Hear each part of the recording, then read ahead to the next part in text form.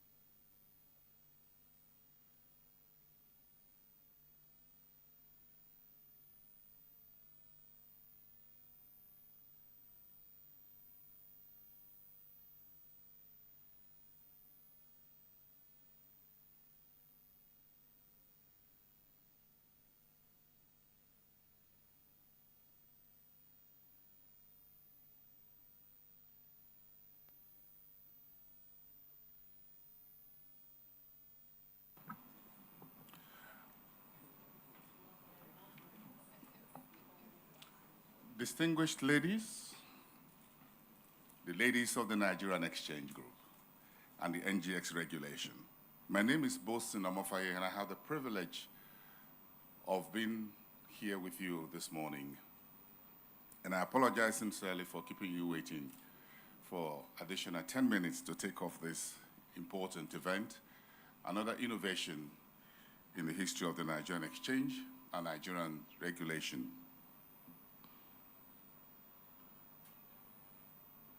Let's pay attention to the two screens on the far right and on the far left for a very quick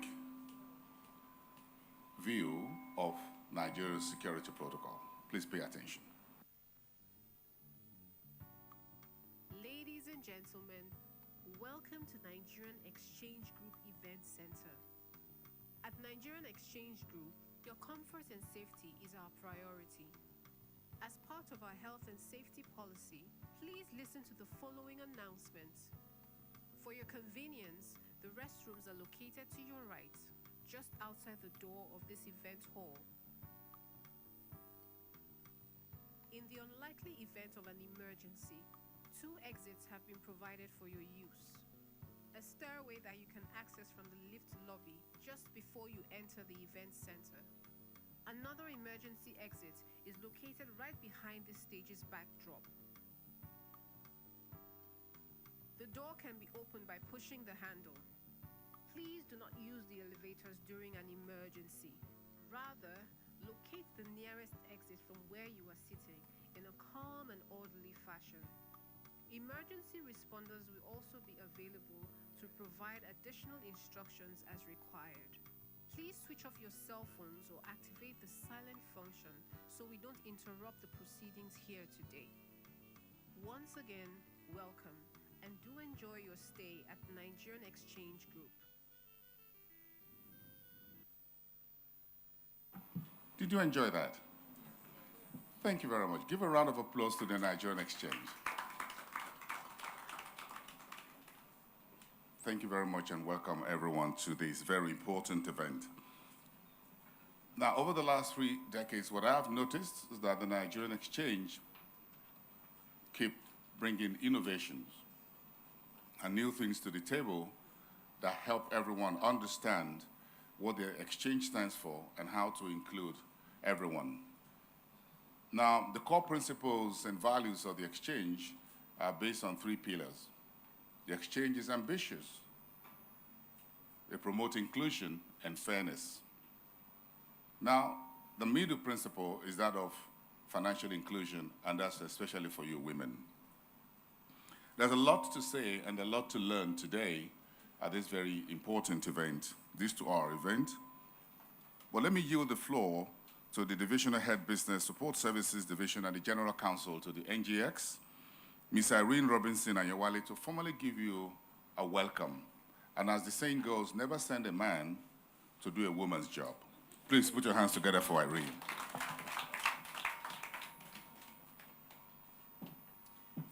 Thank you very much. So, good morning, everyone. I would first like to start by welcoming the Chief Executive Officer, NGX Regulation Limited, Chief Executive Officers of Trading License Holders present, our board members, sorry ma'am, I just noticed, you're welcome ma'am, our reputable speakers and panelists, NGX Group of Companies management present, NGX Group of Companies staff present, and all our esteemed guests and participants. I am honored to address this esteemed gathering today. This program is the culmination of an effort that started as an idea conceptualized with the support of Women's World Banking. EquipHer is championed by NGX Regulation Limited and is a pioneer initiative strategically designed to catalyze substantial change by promoting enhanced participation, representation, and influence of women in the Nigerian capital markets. On behalf of the leadership and management of the Nigerian Exchange Group of Companies, I am pleased to welcome you all to today's workshop. Today marks the commencement of a market development journey towards empowering women in the Nigerian capital markets. The theme, financial literacy and inclusion for women's economic growth, is apt at a time when, despite constituting approximately 50% of Nigeria's population, women are significantly underrepresented in the capital markets. On this occasion, we are excited to present industry experts and thought leaders as our speakers, who focus on empowering our female participants by providing invaluable insights, share experiences, and discuss actionable strategies tailored to enable female investors leverage products, technology, and regulations in safeguarding and building enduring wealth in the capital markets. They will delve into innovative approaches, technologies, and collaborations specifically designed to bridge gaps and eliminate barriers that may hinder female investors from fully participating in the markets. We believe that by addressing these challenges head-on, we can create an environment where female investors can thrive and contribute significantly to the growth and diversity of our capital markets. At the Nigerian Exchange Group of Companies, we recognize that promoting equity and inclusion is not only morally right, but also strategically sound. We are steadfast in our commitment to advancing gender issues, which includes promoting high standards of diversity, inclusion, and equity in representation. This commitment was underscored before demutualization, when, as the Nigerian Stock Exchange, we partnered with the International Finance Corporation on the Nigeria to Equal program. Through the Nigeria to Equal program, we have been able to galvanize the capital market to address the gender gap. Also, the MTN Nigeria Communications PLC e-offering in 2021 exemplified our dedication to leveraging technology for financial literacy, encouraging retail participation, and promoting female participation in the equities market. Through this e-offering, over 150,000 new investors were introduced into the capital market, and I'm happy to say some 5% of the digital participants were females. I think the females deserve a round of applause. We are digitally sound. I commend the management of NGX Regulation Limited for conceptualizing and implementing this initiative. NGX Regulation Limited, with support from Nigerian Exchange Limited on this initiative, in our financial inclusion. We extend a warm welcome to all our guests and encourage everyone to actively engage, participate, and contribute during this program as we collectively work towards a more inclusive and equitable future for females in the Nigerian market. Before I conclude, we extend our gratitude to our partners, Women's World Banking, our sponsors, AfriInvest Securities, Morgan Capital, Sigma Securities Limited, and Access Bank. Without your support, we wouldn't have been able to have such a successful program. In conclusion, thank you all for being here, and let us together make EquipHer a resounding success. Thank you.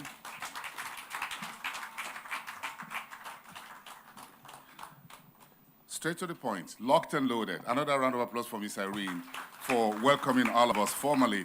Now, this is a four-part program. The first part will be a set of Goodwill messages which will be delivered. But I guess we will first of all go through a few things, which include the presentation on the financial empowerment. Please put your hands together for the one major key professional in the industry who's been selected for this, and that is the CEO of United Capital Asset Management, Ms. Ogini. Please put your hands together for her. Madam, I'm coming to you in a second. I just said you should stand up for honors, for recognition. Thank you very much. Thank you for coming. Now we've got to listen to what you call the Fireside chart. And if you have the program called a Fireside chart, we're going to have that as well, a one-on-one. We're going to have two women who will be doing that for us. Please put your hands together. I will, first of all, introduce Ms. Ernest Ebi. I'll put her, just Elizabeth Ebi. Let me just put it that way. I'll do a proper introduction later. Madam, please stand up for recognition. The group CEO of Future View Group. Madam, thank you very much for coming. And of course, with Tino Adiawe, the CEO of NGX Reg. Thank you very much. They'll do the Fireside chat for us. And for our panel, we'll have Uche Uzobo, who is the Chief Distribution and Stakeholder Engagement Officer of the Shared Agent Network. Madam. Oh, okay, madam. Okay, here she is. Thank you very much. Yes, I think I saw her up front here earlier. And Tony Kekerueko, the CEO of Lotus Financial Services Limited. Madam, thank you very much for coming. Mrs. Chidima Chukwueke Okolo, Head of Product Development of NGX. And Martha Ibrahim, the Team Lead Regulatory Development and Approvals at NGX RegCo. All right, thank you very much. Now, there is an old man in the middle of those women who will be to the panel, and that's Ayodi Jebo, who is the Managing Director and Chief Business Officer of Optimus Afrinvest West Africa Limited. Ayodi is not yet here. Give me a round of applause in absentia. When he comes, you won't miss him. He looks and speaks like one of you women. So you won't miss him. You just quickly recognize him. And of course, we have Q&A, but I'm sure some of you at the end of it all will have a few questions you want to ask, and we'll want to take that within the 2-hour program period. But as you may be aware, the Nigerian Exchange and NGX Reg, as well as its other subsidiaries, and are all under the regulation of the Securities and Exchange Commission, the oversight. So it is important, therefore, for us to yield the floor to the market regulator, that's the Securities and Exchange Commission. The Director General of the the Securities and Exchange Commission, Dr. Lamido Yuguda, CFA, is unavoidably absent, but he sent a representative who will speak on behalf of the SEC. And that representative, oh, okay, I want to be sure I got that. Is this the Central Bank? The Women's World Bank. Okay, that's Mr. Zino Afiegbe. Please give him a round of applause. I don't know why they sent a man. But give him a round of applause. Let him come and give us his goodwill message. Let him speak on behalf. Please, Afiegbe, you have the floor. Please step forward.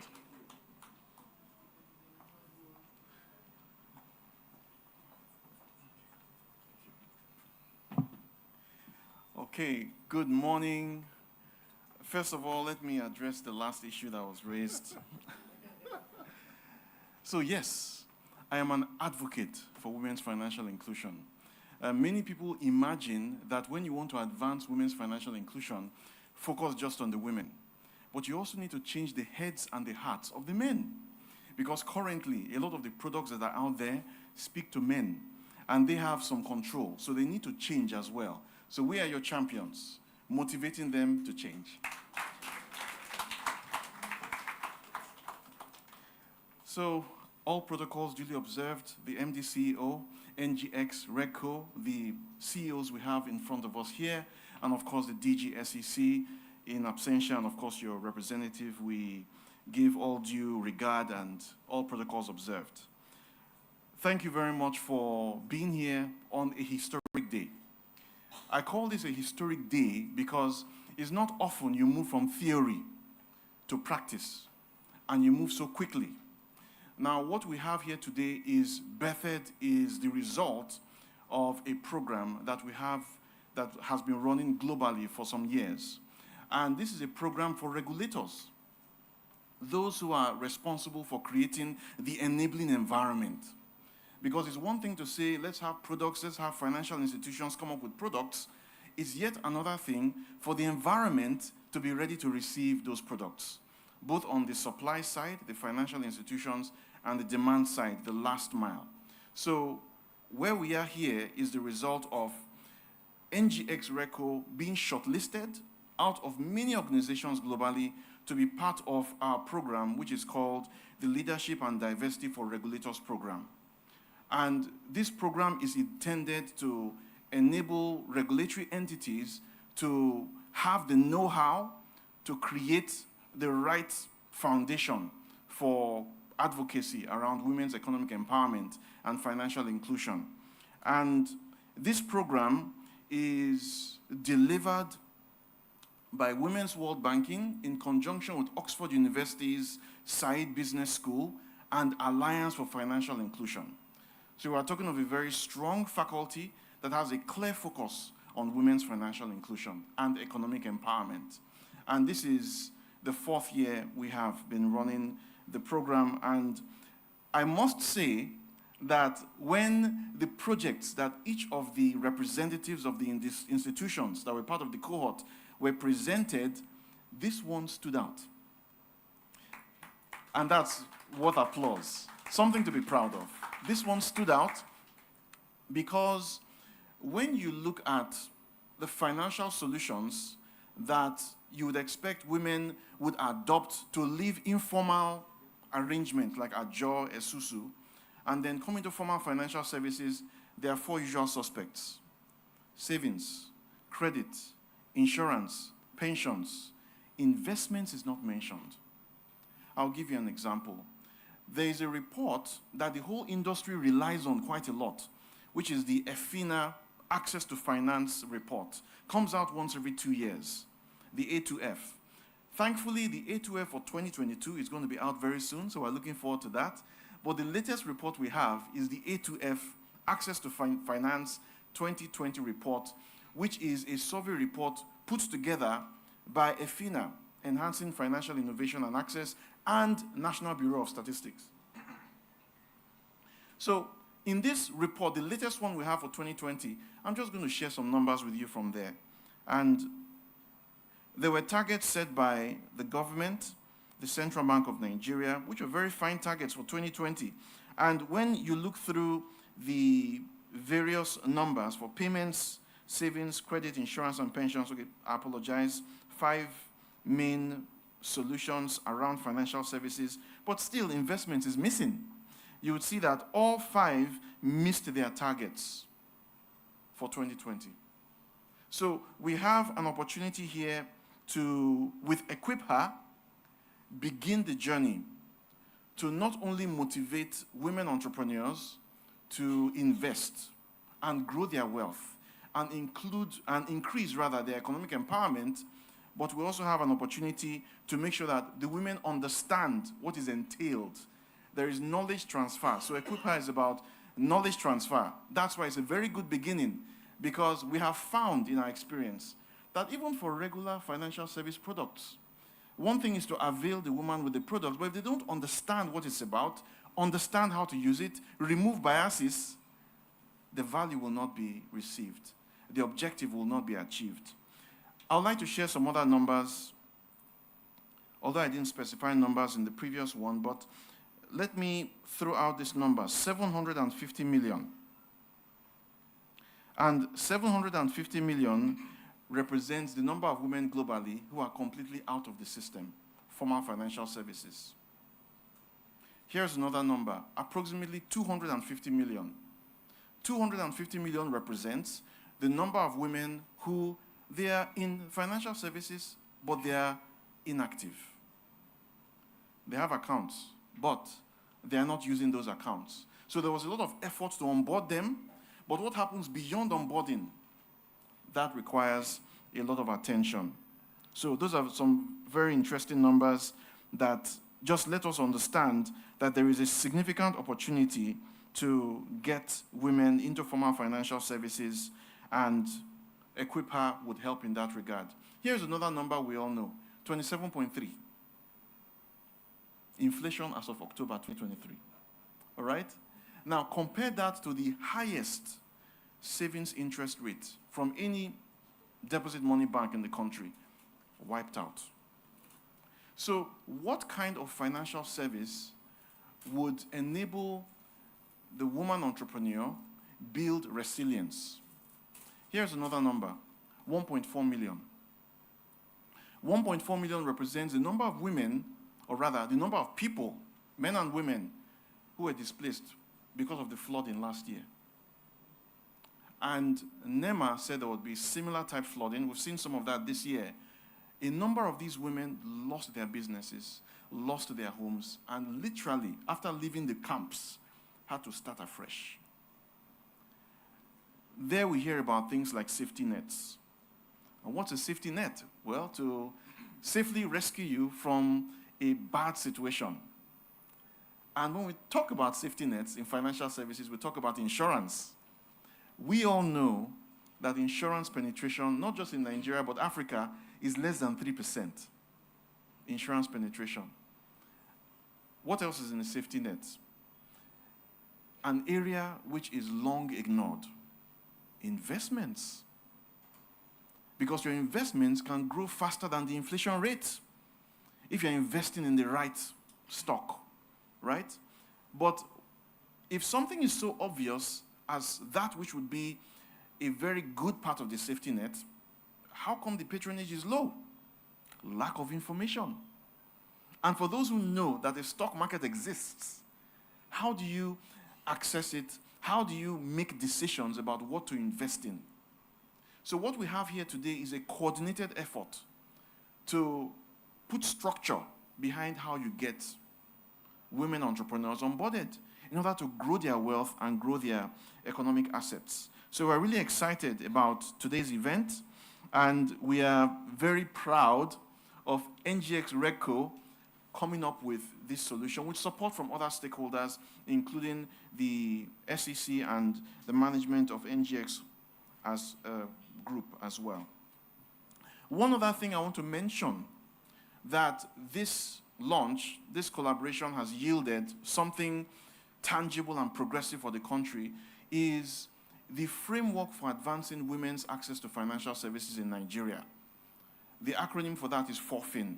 Central Bank launched this in 2020.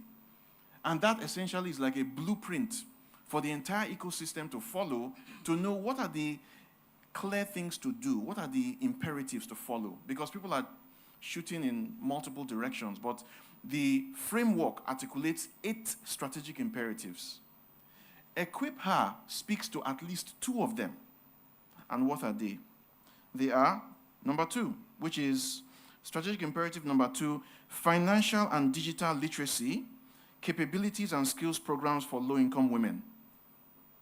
So this initiative, beyond addressing the safety net story, this initiative also is supportive of what the country is trying to achieve around women's economic empowerment and financial inclusion. The second strategic imperative that this initiative caters to is number 5, enabling environment, which we started with. So if you don't have the enabling environment right, then products are dead on arrival. But we're starting in a good place. And we encourage all of us to, with our heads and hearts, support this initiative and take action. And that strategic imperative 5 is enabling environment required to advance government's financial inclusion agenda, integrating a gender lens. So we're really excited about this being the outcome of NGX RegCo being part of the Leadership and Diversity for Regulators program, and then having all these alignments with what the country is focusing on. Lastly, I want to tell a story. And this is a story of what happens when you really focus on financial literacy. And before telling the story, I want to make a distinction between what we all know, financial literacy, classroom, facilitator-led knowledge transfer, and digital financial capability building, learning by doing, going out there on a use case once you've gotten the knowledge with an ambassador hand-holding you. So let me tell you this story about Irma. Irma is from Indonesia. In the work we do at Women's World Banking, we work with partners, financial service providers across over 30 countries. There are over 60 of them. And through these partnerships, we're able to help the financial institutions come up with solutions and products that presently can reach 160 million women. So Indonesia is one of our priority markets, like Nigeria. And Irma, she has a job as a house cleaner. For upkeep of the family, she relies on money transfers in order to pay her bills, plus the income she generates from her job as a house cleaner. Things she needs to cover are rent, but then she still worries about income to cater to the family. Government provides the type of conditional cash transfer we have in Nigeria. So there is a bursary that is given to women. Now she receives the money, but she doesn't know how to utilize the money and has certain biases about this money. Now, the money goes into an account. The account can do a lot of things. So you can do P2P transfers, you can pay your bills through that account, and you can have a history within the system that could enable you to become eligible for loans after some time. She did not know any of this. All she knew was that my entitlement from the government is X amount. Once I get the amount, quickly evacuate everything. Only return to the account when you are sure the deposit has been received from the government. So we came up with a solution with the bank that the government was using in Indonesia, and the government of Indonesia was using 4 institutions in this particular program. and we built a solution deliberately intended to educate. So we had our own version of EquipHer, as it were, in Indonesia. And the result of this was she cut down on time spent leaving her place of work to journey to an agent location to do a transfer she would have done at her place of work. So she cut down on that time and was able to become eligible for loans because of the knowledge she had. So 4 Ps were achieved. And the 4 Ps were she was able to properly utilize the account, promptly utilize it, purposefully utilize it, and productively utilize it. So we believe that EquipHer will yield the same results. So we encourage all of you to be supportive. This is not just an event where you hear about something that has been introduced, but we want you to know that a lot of thought based on the realities of our environment went into development of this proposition, and we are excited about it. This is the beginning of a journey, and Women's World Banking is going to continue working collaboratively with NGX, RegCo, and other entities supportive of EquipHer. So congratulations again. And this is also conveying greetings of our president and other executives in Women's World Banking. We are very proud of this initiative around investments.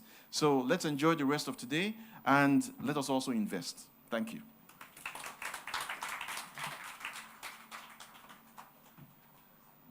Now you can see why all the women have put their voice in Emezina Fiegbe. Thank you very much. Give him another round of applause. They're so confident in him that he will deliver the women's message in world banking. Thank you very much. Now, he spoke about knowledge and the need to handmaiden everyone who's invested and who's interested in the market to move forward.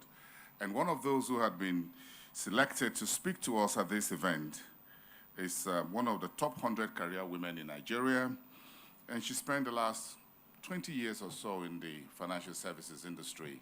And currently, she's sitting as the CEO of United Capital Asset Management. When I look at her career, if you use your QR and code and you scan through, you will see the profile and the program of events. So you can quickly do that through your phone so that you can follow up and get to know some of those distinguished speakers who had been put together. So you can quickly just scan that, or you can use a TV set very close to you to scan that. And once you get the QR code, you can see the entire program and follow through on this very brief program, but very enriching, because those who have been brought together to speak to us and to share their experiences and their knowledge in the marketplace are those that you will benefit from.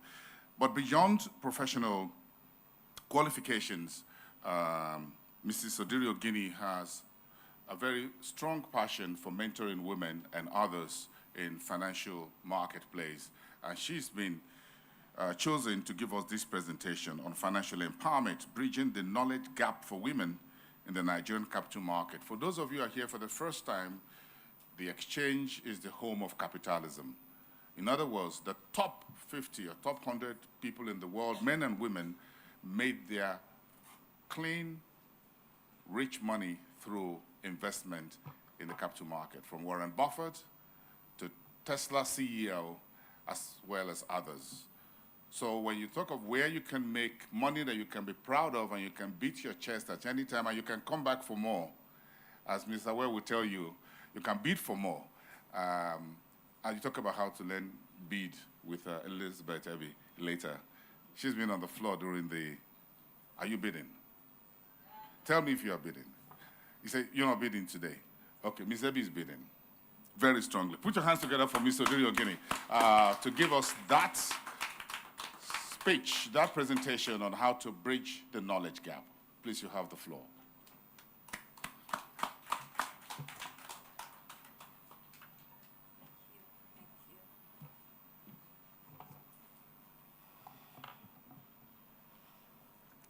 Good morning, everyone. We're excited to be here. We don't look excited, though. Ha. He's the only one excited. Sorry, okay, all right. So first of all, let me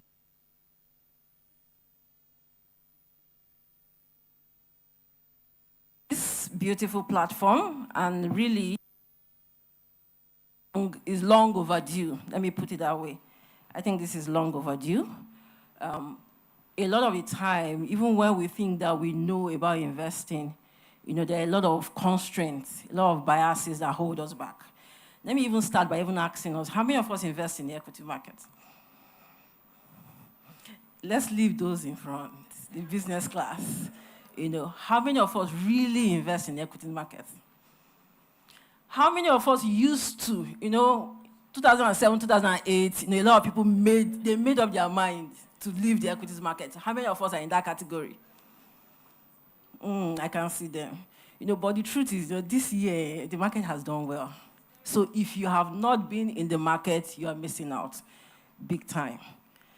Big time. So I have been mandated. I have a time constraint. I have been mandated to speak on, sorry, my slides. Okay, I've been mandated to speak on financial empowerment, bridging the knowledge gap for women in the Nigerian capital market. So I'm going to start my presentation looking at some of the findings from previous studies, really just to put context to, this issue around knowledge gap, and maybe look at what is really driving this knowledge gap. It might be knowledge, it might be something else. What is really driving that, and then we'll look at how women can begin investing, building an investment culture, and then what the regulator can really do. I think that's the part I'm really passionate about, because there's a lot that the regulator can do around policies, a lot of policies that need to help drive, because in this market, in Nigeria, people like to, if it's a regulation, they will comply. That's the truth. And the business of investing for women has to be driven from a policy perspective. From a policy perspective. This is not working, no. Anyway.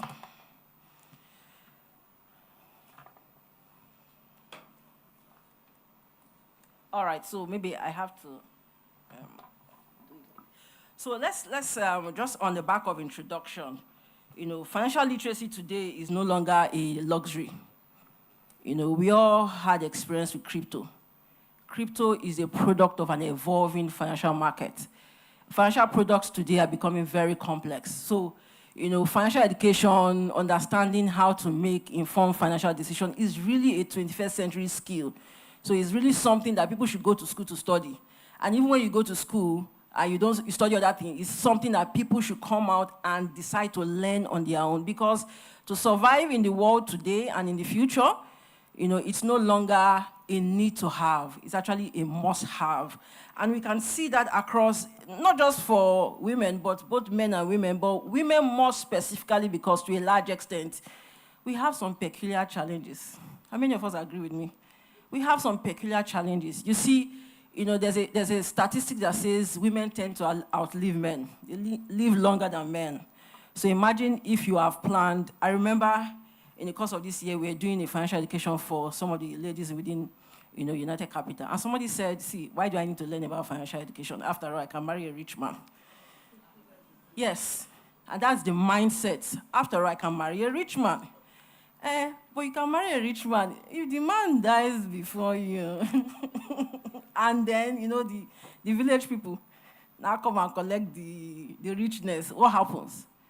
If you are not financially sound or literate on your own, even with so much wealth and living in so much wealth, it can be a big disaster, which is one of the major challenges that women face, which is why today's session is really, really, very important. Also, we have the issue around lower lifetime income. We all know about the disparity in pay and the wages issue, things around that. We all know, and it's true. The reality that it exists, it exists. And it's also, so imagine if you're already earning lower. It means that you have to invest more, to even catch up. So that's a major issue. And then let's even talk about our natural God-given responsibility. That part where you have to raise kids. You have to have and raise. And sometimes people tend to leave work, take maybe short-term leave or even maybe long-term leave just to go and do that. The implication of that is that at the end of the day, your financial resources is impacted because you earn to invest. If you don't earn, you don't have to really invest. So basically what I'm saying is that women are in potential disadvantage as a result of the unique challenges that they face, and so they need to, be more financially literate at the end of the day. Lower levels of financial literacy has been linked to lack of retirement planning. Lower levels of financial literacy has been linked to retirement plan, lack of retirement planning. A lot of the time, when we live longer, when those resources are not there, you tend to outlive those resources, and then you tend to be impoverished. Lower levels of financial literacy has also led to lack of participation in the stock markets. If you look at, women participation in the stock market, apart from the MTN one that was really a game changer, on the natural side and the traditional flow, women tend to shy away from the stock market for one reason or the other. Most times there's a saying that men invest, women save. So when it comes to savings, women save. But when it comes to investing, we are not there. We are not in that league. And there's a big difference between savings and investment. So lower levels of financial literacy has been linked to lack of participation in the stock market. And then when you shy away from the stock market, the impact, we talked about inflation rate today, 27%. Treasury bill, yes, is going up, but it's not up to 27%. The only market today that can give you above 27% is what? And that's the truth. It's the only market today that is outperforming inflation. And then you are not playing in that space. It means that at the end of the day, over time, your return on your investment, is not outperforming inflation. And that's a big issue. Also, lower levels of financial literacy has been linked to high cost of borrowing, high interest cost on borrowing. The truth is, today, a lot of people are burdened by debt. A lot of people, and the fact that people are exposed to so much debt can be traced to lack of financial literacy. It is financial literacy that helps you know how, what even to take. Look at the interest costs that they are giving you. Imagine, there are a lot of fintech platforms today that will say, take 20,000, you pay 30% in 1 week. And people don't even look at that. They just take it. They just take it. That issue is also linked to lack of financial literacy. And then lack of financial literacy has also been traced to less wealth accumulation. At the end of the day, women are at a disadvantage when our financial literacy level is very low. There's a finding from a very critical study that I want to emphasize today. It says, however, research around the world shows that women have lower financial literacy and are less confident in their financial knowledge. This is a research that was done across multiple markets, and this is the finding, and this is a critical issue. When it comes to financial literacy, there is a gender gap. And that gap has been traced to two main factors that I will discuss. Two main factors. One of those factors is knowledge gap. Women simply don't know. Women simply don't know. They don't understand the basic financial concept. They don't understand how to make informed financial decisions. So there is that basic gap that women simply don't know. An interesting part about this study is that, when I say women simply don't know, some people say, I work in the financial service industry. I know. But that's the truth. Even those who work in financial service industry, those you expect to know, simply don't know. And then let's not even talk about those who don't understand finance, probably have not learned anything around finance, or those who are even in the rural areas. Even people, the last point that says, even women in favorable economic conditions are less financially knowledgeable than men. In other words, even women with financial resources, they have financial capacity. I was talking to someone 2 weeks ago. She referred the client to me. The client said she's in her 50s, and she wants to have a major goal is to be financially independent. This finance thing, I don't really understand. And in my mind, I was worried. Yes, she's over 50. Because, even when I work in the industry, sometimes I just feel, okay, the people, the Gen Zs, the millennials, those in their 30s, 40s, but when somebody says, I'm in my 50s, you are close to retirement. And she says, see, this finance thing, I don't understand. So, and she has the financial resources, she has the capacity. So, when there's knowledge gap, it's across different spectrum, across different categories, across different grades of women who really don't understand basic financial concept and how to make informed financial decisions, which is why this gathering is really, really very critical. And so it's important that we don't isolate ourselves to say, oh, I should know, I should know. No. You know, yeah, you might know the basic, but there is, beyond the basic, there's the advanced. You know, as you also grow also, you know, your income increases, you know, the basic investment knowledge, you know, is not what you're supposed to be doing. Today, we had the episode of crypto. Crypto is a complex financial product. A lot of people went into that, not because they understood it. You know, you'll be surprised, even when your church member is telling you, invest in crypto, and then people jumped into it, or your neighbor say, I put money there, I gained this. So the market is becoming very complex. Products are becoming very complex. The responsibility now lies on us as individuals to educate ourselves, you know, and be better informed. Now, the second reason for gender gap in financial literacy is what we call the confidence gap. You know, if you look at that picture, you see a young girl standing in front of a bull. She's not afraid. Me, I'll be afraid, though. But that's a very real reality. You know, beyond knowledge, one of the major reasons why women shy away from the stock market is confidence. They don't know, but even when they know, they don't know that they know. You know, the interesting thing about this study is the study focused on financial literacy consistently show that women are more likely to respond that they do not know. However, when that do not know option is removed, women tend to get the answer correctly. What that means is that even us as women, we know more than we think that we know. And that's an issue of confidence. Sometimes women don't really play in areas where they can generate significant return and grow wealth simply because of lack of confidence. They know. So we left the gap of we do not know. Now we have moved to the gap of we know, but we don't have confidence. So when we are approaching the issue of financial education and financial literacy, particularly for women, it's a twofold game. It's a knowledge gap, addressing the knowledge gap. It's also more importantly to address the issue of confidence. So both knowledge and confidence are critical to stock market participation. Those who have less financial knowledge and less confidence are less likely to invest in the stock market. So for women, what we need to be is to be more should be more fearless. You know, it's important for us to be able to stand, you know, and look at that bull. You know, yes. You know, and play more actively in the capital market. You see, when men engage in the stock market, they know that they will lose. They know that there is a risk of their principal being eroded. But their mindset is more focused on, but what if I gain? What if this price goes up? You know, what if I gain significantly from the market? But us as women, even me sometimes, you know, when I take a step into I've done my analysis, you know, I said, this is a winner.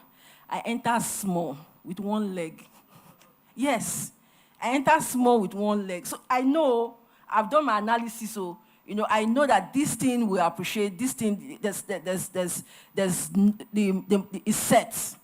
You know, fundamentally, this is a right investment, but I will still put one leg in case of incasity, you know. But the men are not like that. You know, they go head on. I lose big. I win big.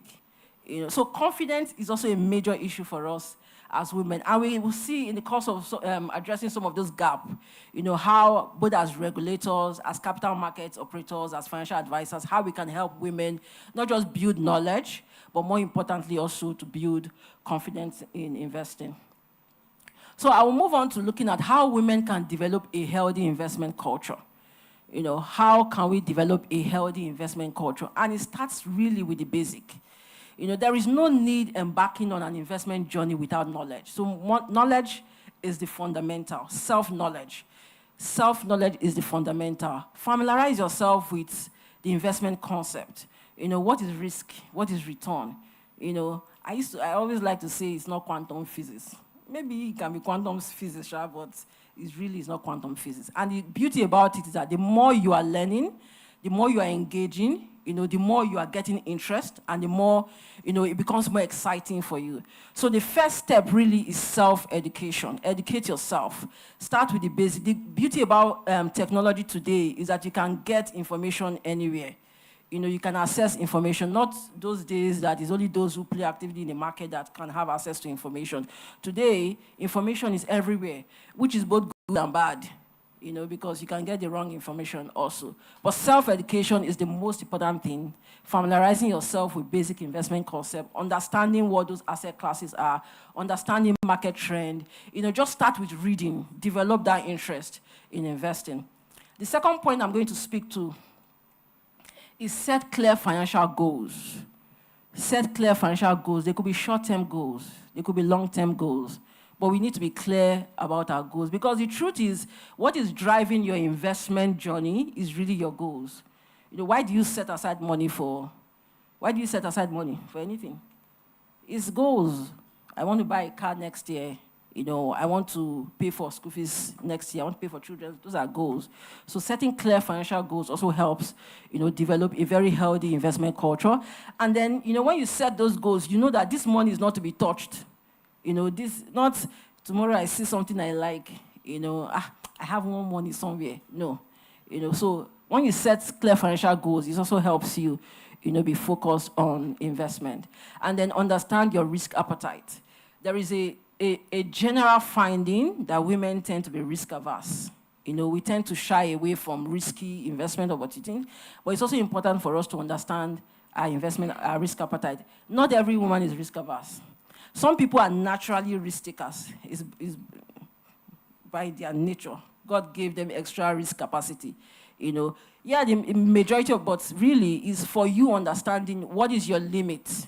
What is it that I can do? How can I stretch myself? So having an understanding of your risk appetite, now it can help you also to use education and knowledge to improve, but you must first understand what exactly is your risk appetite.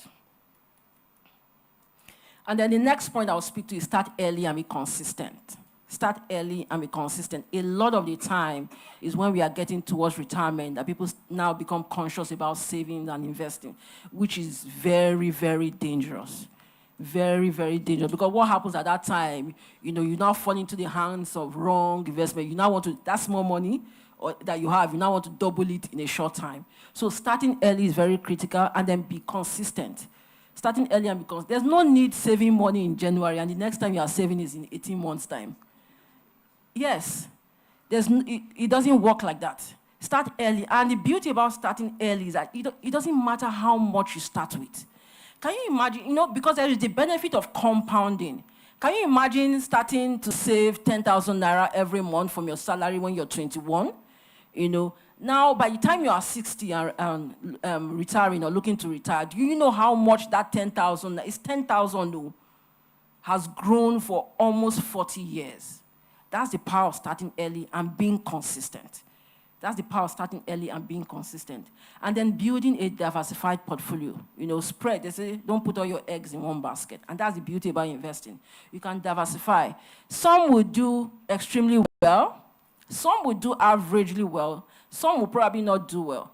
But at the end of the day, by the time you look at the basket of your portfolio, you realize that the one that did extremely well has covered up for the ones who, are lagging behind, which is why building a diversified portfolio is critical. When I ask people, how much have you saved since you started working? Some people say, this amount. Where is it?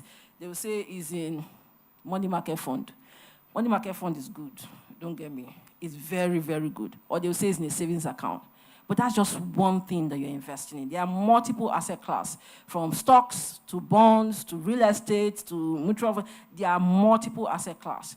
So create a percentage of how much of my investment or how much of my portfolio can I put in a particular asset class. So at the end of the day, if the stock market is doing well, you're already in it, you're benefiting.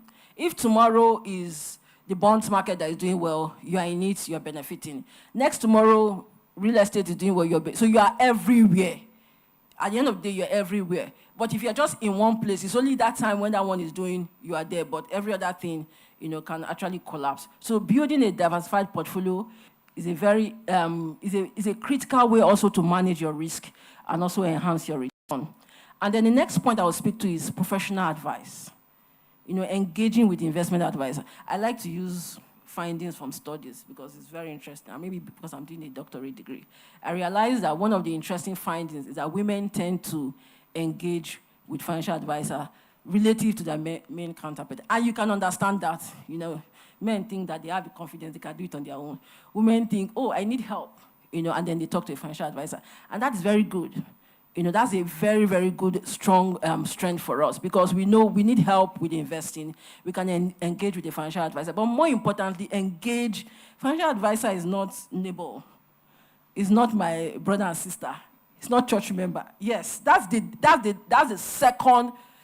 disadvantage part. They seek help, but they seek help sometimes from friends. Oh, my colleague says we should buy, the market is doing well, enter. Professional advice from a regulatory licensed financial advisor. Because that way, they have a fiduciary responsibility to ensure that they provide the best advice for you. Not the advice for them. Not the advice to make them make money, but the advice that is in line with your own objective and your own risk appetite. So seeking a professional advice is one way for women to also develop a healthy investment culture. And lastly, I will talk about staying disciplined and patient. Investing is a long-term game. Unfortunately, in this side of the world, our mindset is short-term. But investment is a long-term game. You are in for the long term. The beauty of our parents, a lot of our parents invested in the equities market then. They have a lot of investment. And those investments have grown significantly that they are handing it over to us as inheritance. The question we'll ask ourselves is, what are we doing to also hand over similar thing to our own children? And that's the truth. Investment is a long-term game. It's not a short-term game. It's not a 100-meter dash.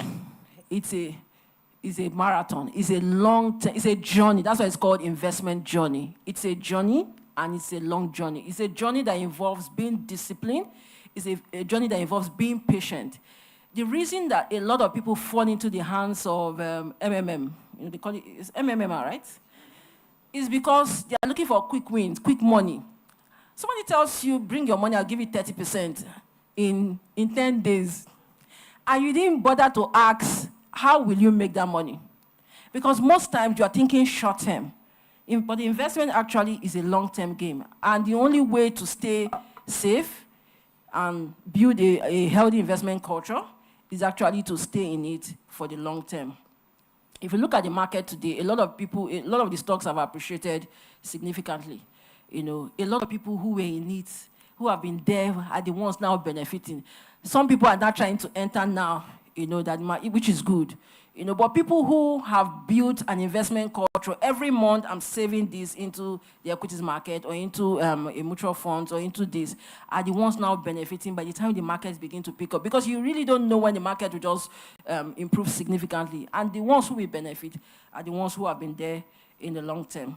My last slides will speak basically to what policy can do to help bridge this gap. I talked about the confidence gap and the knowledge gap.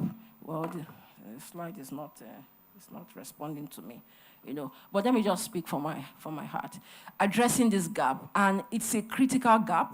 It's a gap that has been there for a long time. It's a gap that is not peculiar to our own climb, but more importantly, because we have our own structural issues. The gap here is significantly wider, and a lot that the regulator can do.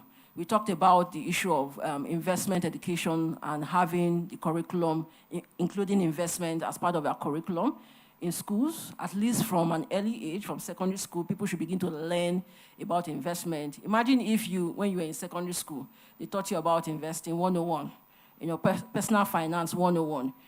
By the time you start working, it will be easier for you to adjust. It will be easier for you to cope. By the time the money is not in your hand, then it's pocket money. You just play with it anyhow. You're not thinking about investing. But now that you're earning your own money, it's easier to say, okay, I learned this at that time. So having investment, personal finance in the curriculum for schools is really, really very important for secondary schools. More importantly, also for universities. Also, I also believe that when people go and do MBA, they teach you how to manage your corporate finance. Abi? There should be personal finance in an MBA program. Very, very critical. Because if you teach somebody how to manage the finance of a company, and you don't teach that person how to manage their own personal finance, what will happen? At the end of the day, they'll start thinking the company's finance is their own personal finance. And they will use that same mindset of how they've been managing their own personal finance to manage the corporate finance. So having investment in curriculum is critical, both at the secondary school levels, also at the university level. Very important. Another thing I want to look at is, let me see if this is working. All right, workplace financial education program. How many of us have learned about financial education from our place of work? Very few. There's a study that says 1/3 of employees can attribute financial education to their employer. Can you imagine if your employer is interested in your financial education, in your understanding financial concept? You will stay longer in that organization. Because what that means is that that organization has your interest at heart. So workplace financial education has to be mandated. It's a policy. Today we talk about sustainability policies. We include those reports in our audited account and annual report. Financial education should also be included. Yes, companies need to give account of how many sessions they held on financial education. It's important. Because these are the same people who have missed it out from the university level. They are now entering into the workplace. You catch them also in the workplace. Because it's a big issue. We saw what happened with COVID. COVID impoverished a lot of people. People came out of COVID impoverished. There's a lot. Today we are looking at inflation. We're looking at cost of living. It's a lot for people to handle. It's actually a lot for people to handle. So we will now begin to push the responsibility. The responsibility is on us as individuals to manage our finances, but more importantly, how do we harness those structural issues from the school system and education system, even to the workplace system, institutionalize it, and get people help. Because a lot of the time, it's also expensive to engage a financial advisor. But if it's done at a corporate level, it's easier for individuals and employees to be able to handle that burden. So what I will advocate is that in annual reports going forward, there should be a session where employers can show this is the number of financial education programs or initiatives that we run for our employees in a particular year. Another thing I'm going to talk about is having investment products that are targeted at women. And when we are running this initiative, we need to ensure that those initiatives are not targeted for everybody in general. We need to also be more specific to ensure that these programs also target the specific needs and uniqueness of women in those programs. I'll also talk about investment products targeted specifically at women. Today we have 3 mutual funds in the market, that targeted at women. Those funds have not really grown. United Capital Wealth for Women Fund is aimed at promoting more women participation in the equity market. Today, we have less than 1 billion naira asset under management for that particular fund. And the reason why across the market these funds have not grown is because we have probably not invested heavily, in pushing that. There are a lot of products that are competing for attention where people are more, aggressive. This one requires a lot of work. It requires a lot of work from asset managers. And we have to commit to ensuring that we're able to push this product. Somebody was saying the reason why the funds are not growing is because women are not investing. Women don't even like their own products. It may be so, but how aware are women about this product? So it needs to be more targeted specifically. And it's a lot of work, it's a lot of investment, it's a lot of campaign, that needs to happen, which is why my last point is capital market operators, specifically asset managers, need to dedicate a certain percentage of their PBT to driving financial education program. This is done in South Africa. Imagine at the end of the year, you make a PBT of whatever amount, 0.25, 0.5, 1% at least. It has to be mandated. That amount of money goes into a pool to drive financial inclusion, financial education program, because it's an expensive program. It is. It is very expensive. And for us to be able to commit to doing that, we need to have that pool of resources. And this is one way we can set aside a certain amount to drive that. And at the end of the day, we can use that. We can provide tax benefit for that. It can be an allowable expense at the end of the day. But what we are saying is that both the regulator, both the capital market operators, the asset managers, and everyone in the industry is committed to ensuring that this is not just a talk. We are putting in everything, our own resources, to ensuring that we push the agenda for more participation of women in the capital market. I will leave with this saying, a woman's best protection is a little money of our own, and that's the truth. But we can't make this happen for her if she doesn't understand finance. So we are all committed, and United Capital, we are committed. Thank you very much.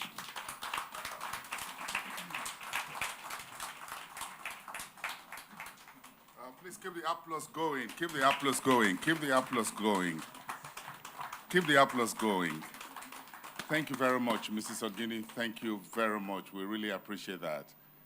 I have a very little idea of how to make that Women Mutual Fund work, but you will have to pay me for that consultancy.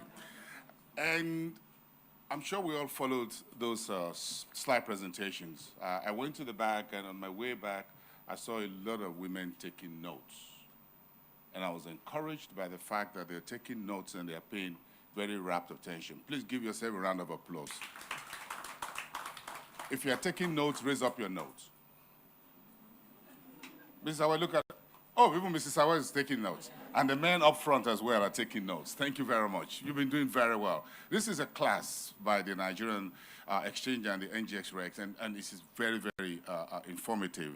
One last point that Mrs. Ogini did not include about financial education and knowledge gap is that you need to watch television.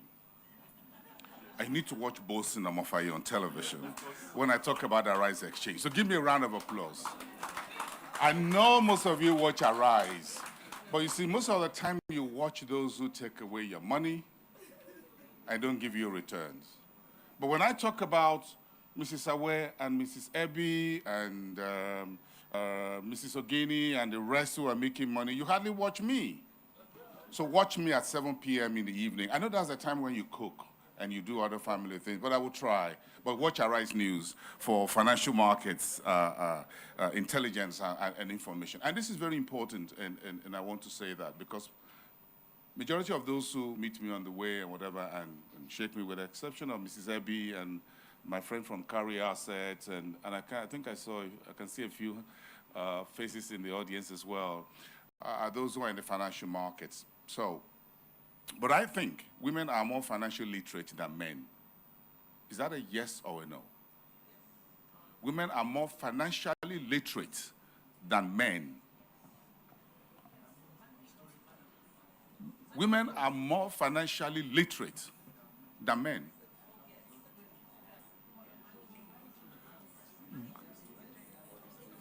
Okay, I can see. Okay, now I can see a whole lot going on.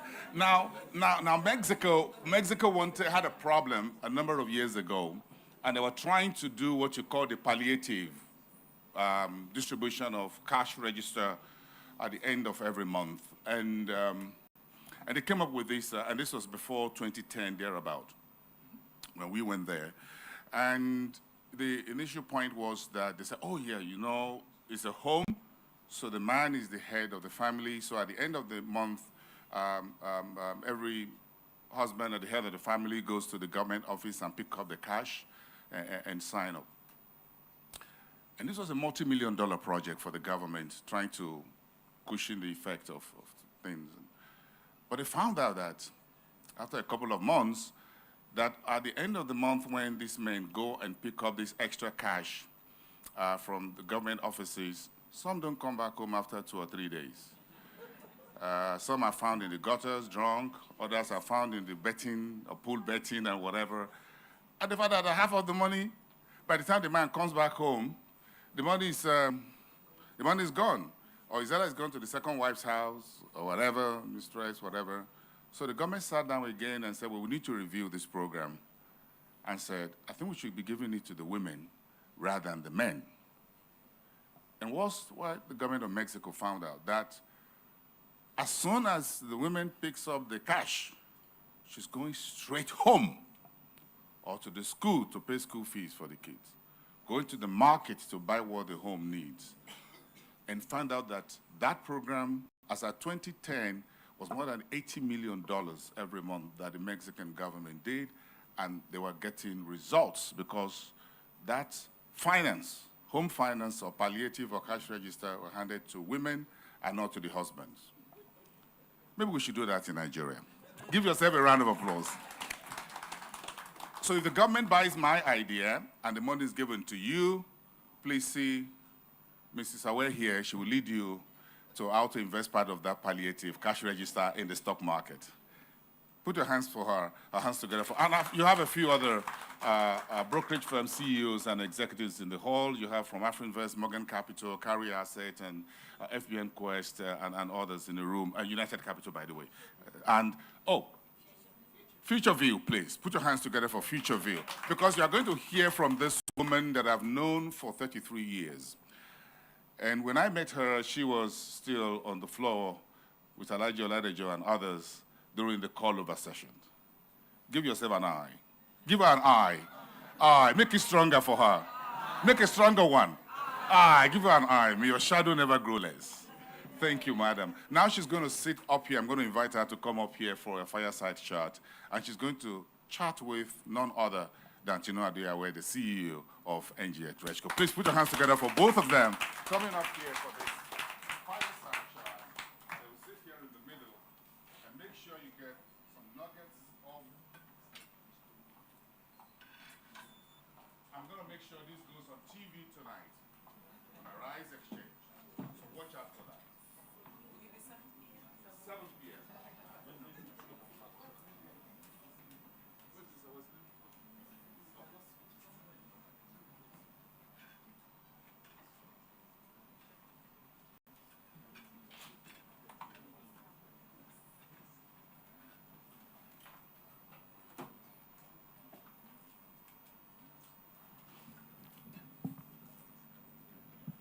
Of course, you all know Mrs. Ebi is a financial super powerhouse, and she's got it all up there.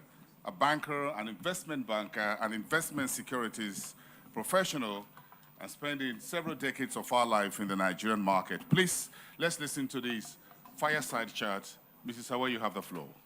Thank you. Thank you. Good morning, ladies, and the sprinkling of gentlemen who I have learned to call he for she's. It's a real pleasure to be here. I'd like to stand on existing protocols. I think the stage has really been set for this fireside chat. And I have to tell you that I'm so excited to be having a chat with Mrs. Ebi today.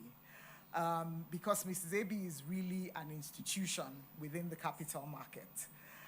She was the first female stockbroker in Nigeria.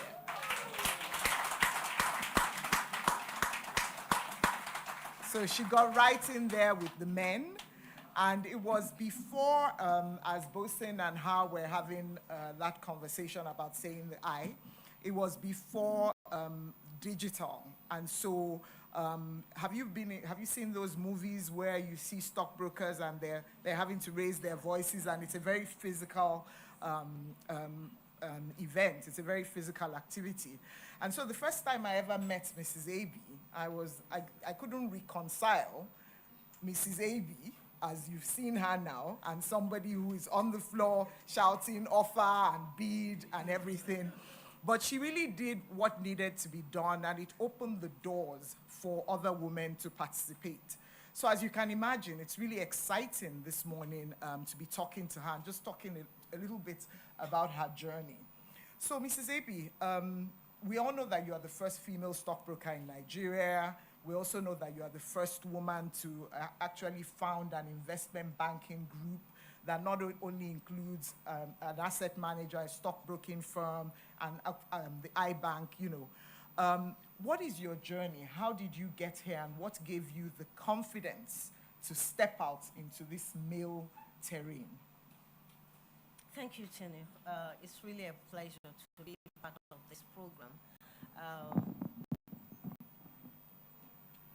EquipHer, it's something that it's very important for women because it will go a long way to really developing our financial system because the saying goes that if you educate a girl,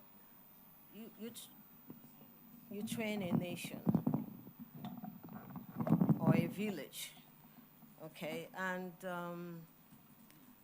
so training women becomes fundamental to the development of the financial system and the financial wealth of any nation. For me, I started out wanting to be a medical doctor. Yes, that's what my parents wanted me to do, and I also wanted to do that. But I was in love. I met my sweetheart while journeying through this doctor journey. And he said he doesn't want his wife being a doctor. And he doesn't want his wife being, oh, you can't hear me? You want me to raise my voice? You want me to say offer and be the, okay. All right. You want me to use this? Or just raise my voice? Okay. Okay. All right. So, he said he doesn't want a woman leaving his bedside, going for night duty and all that, and that I have to think about it. Well, I continued. Since I was going to school in the States, for you to go for your medical studies, you have to have a pre-med before you go into the medical school. So I took a chance, and I had to double up sciences to qualify me for the medicine, for the pre-med. And then I also took some business courses. I was in New York University. It was in the village near the Wall Street, okay? And I proceeded. But over time, I was just looking around, and I observed the Wall Street area. I saw men, I saw women in the capital markets. You know, I began to take notice of them, and even on TV. And as I studied, I also learned about investing and the prospects, the possibilities. And then MBA became in vogue.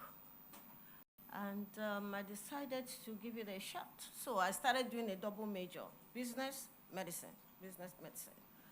And at some point, when I got set with the business aspect, I veered off to do an MBA. And then there I focused on MBA and graduated as an MBA student. Okay, I came home, and I wanted to be in the best institution in Nigeria.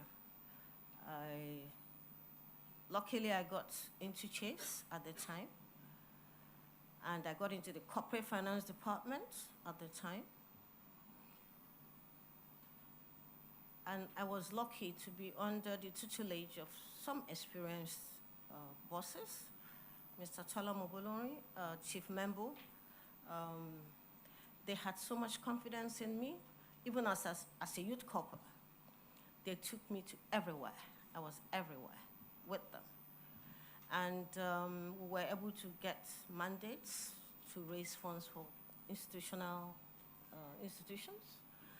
And we package these transactions, we take them to the floor, and then when it comes to presenting them on the floor, they now call those who are stockbrokers to come and present. Meanwhile, I was the one that put all the package together. I did all the running around, But then they said I cannot present it to the floor. And my question is, why? Why can't I do it? Because you're not a stockbroker. Okay, I said, all right. What does it take to be a stockbroker? They told me all that it takes to be a stockbroker, but you can't. I said, why? Because women are not allowed on the stock exchange. The question is, why are women not allowed on the stock exchange? Said, we're not ready. I said, what does it take for you to be ready? So one thing I'm going to pose for you now is that you must question those biases. You must question those stereotypes. And when you start questioning them, then you begin to think about them and you begin to do something about them. It's in the questioning, and I kept on questioning it, and I harassed the late Apostle Alile and the rest of them, including Ndi, Okekonyuke.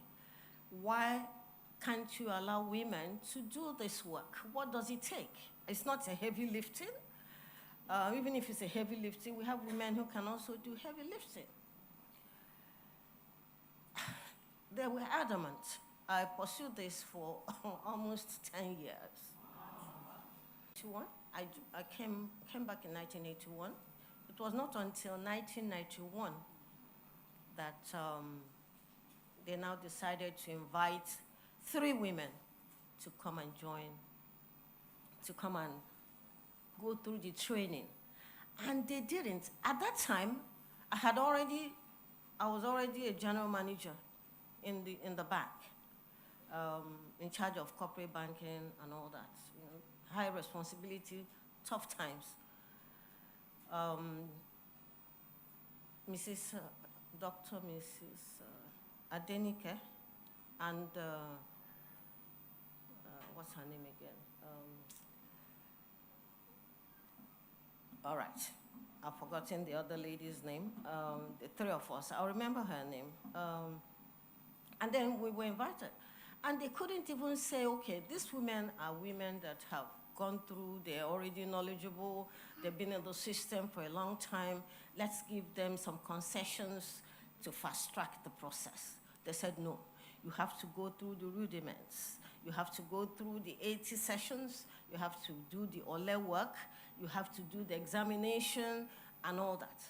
But because of consistency, because we want to break that stereotype, we want to open up the way, we decided to follow up and make sure that we broke that barrier and went through the process and got registered as stockbrokers.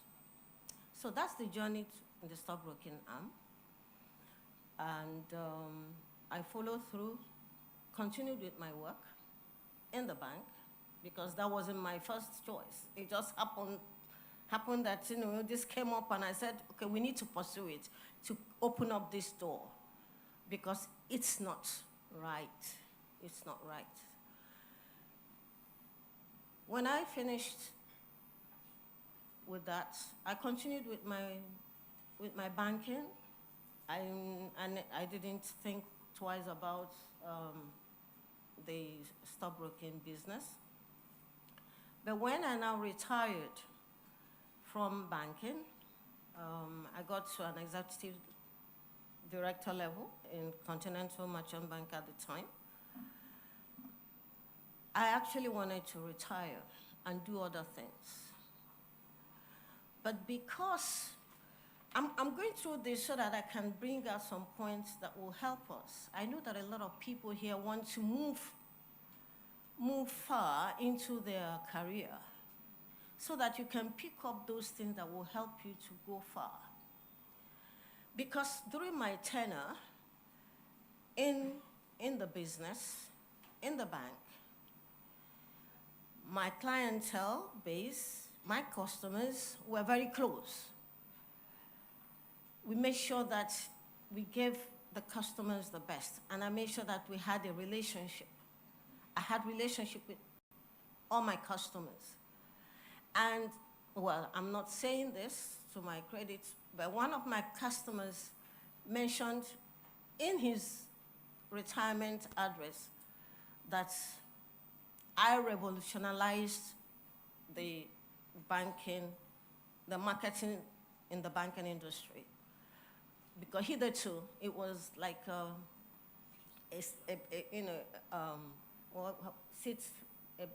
armchair banking, yes, armchair banking, and people sat in the banks and waited for the clients to come.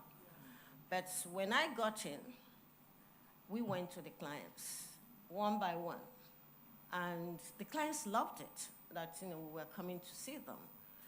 And because of this, we got endeared to the clients. And when I left the system, the clients came looking for me. And I was still serving them without any recourse to payment or anything. And it took all my time. And all that being said, at some point, one of them came up boldly to say, "Why don't you do this?" And when I visited the stock exchange, because of my relationship with them, they asked what I was doing, and they said they were going to give me a license, that I should start off a stockbroking company. And I was telling them, "Oh, I don't have funds, I don't have generals and who can come on board," because at that time it was the generals that were on the board of the security companies and all the big shots. I said, "Look, I didn't have any plans for this, and I'm not a general, I don't have them." They said, "No, we would like you, for what you have done, we would like you to come, take this form, fill it, and you get a license." Even at that time, they were not licensing any stockbrokers. So I got the license, and that's how I started the business. And this business was started in my children's study room with my computer, my laptop at the time, and those clients who have been faithful, who have been supporting all along, became my first clientele base. And they were willing to give me the opportunity, they were willing to pay for those services. So when you serve customers well, they would bond with you, they'll be dedicated, they'll be supporting you also when that time comes for a payback. So it's important that when we have goals, we keep them focused. And then when we serve our clients, we serve them with all that we have, because at the end of the day, it will come back to you.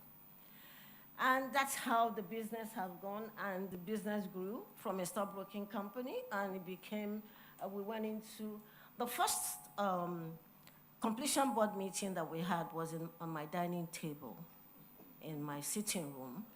And one of the parties that came for the meeting came into my home, and said, "Oh, what is this? What is this? Is this the meeting?" I said, "Yes, this is the meeting. It's completion board meeting." I think at that time it was broadband. We were trying to raise money for, yes. And what happened?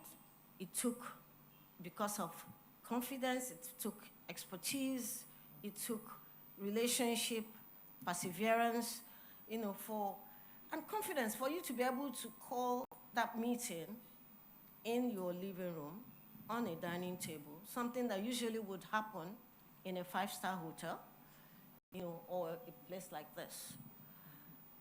But God has also helped me to a large extent, and to a whole extent, in all of this. So that's how the business grew and has continued to grow, and being able to attract good talents that has helped the business to grow. So that's where we are. Fantastic. Can we have a round of applause? I had all these other questions, but I said, why not start with an open-ended question? And I think we got a lot out. I was taking notes as we went along. There are certain things that I took notes about. You said question the stereotypes. You said, you offered services without recourse to payment. And so I would like to dig into both of those a little bit. Questioning the stereotypes.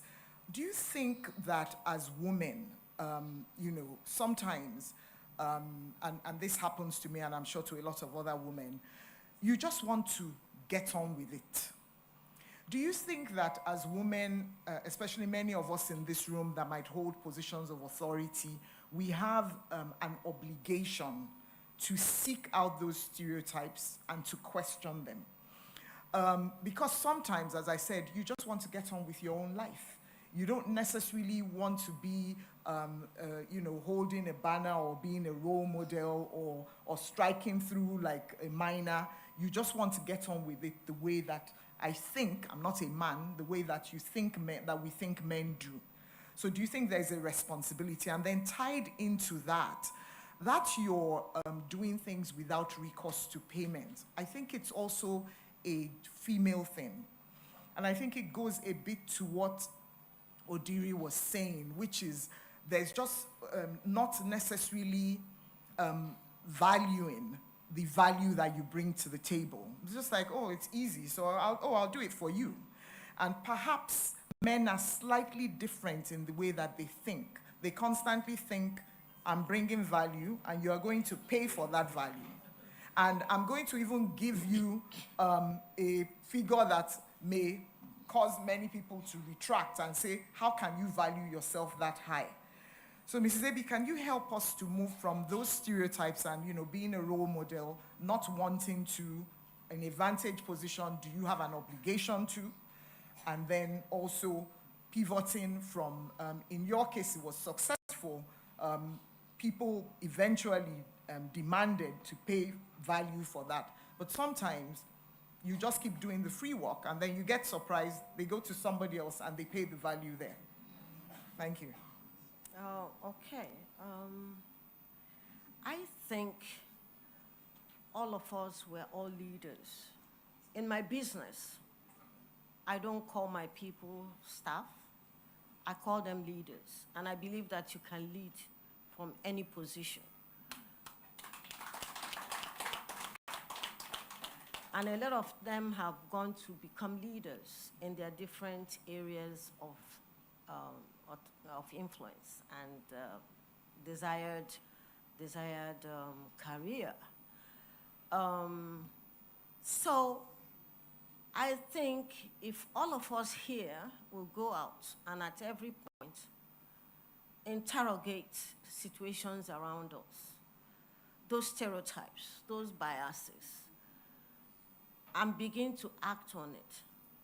That's also something that I learned, that's something that has to do with your purpose in life, is that thing that offends you. That thing that agitates you when you wake up, you're not happy about it. So let's find out what those things are and question them. Interrogate them. Why should it be that way?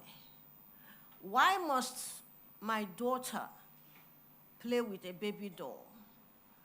Why can't she play with a train and be able to put together a train structure? Why must I go into nursing? Why can't I be an engineer?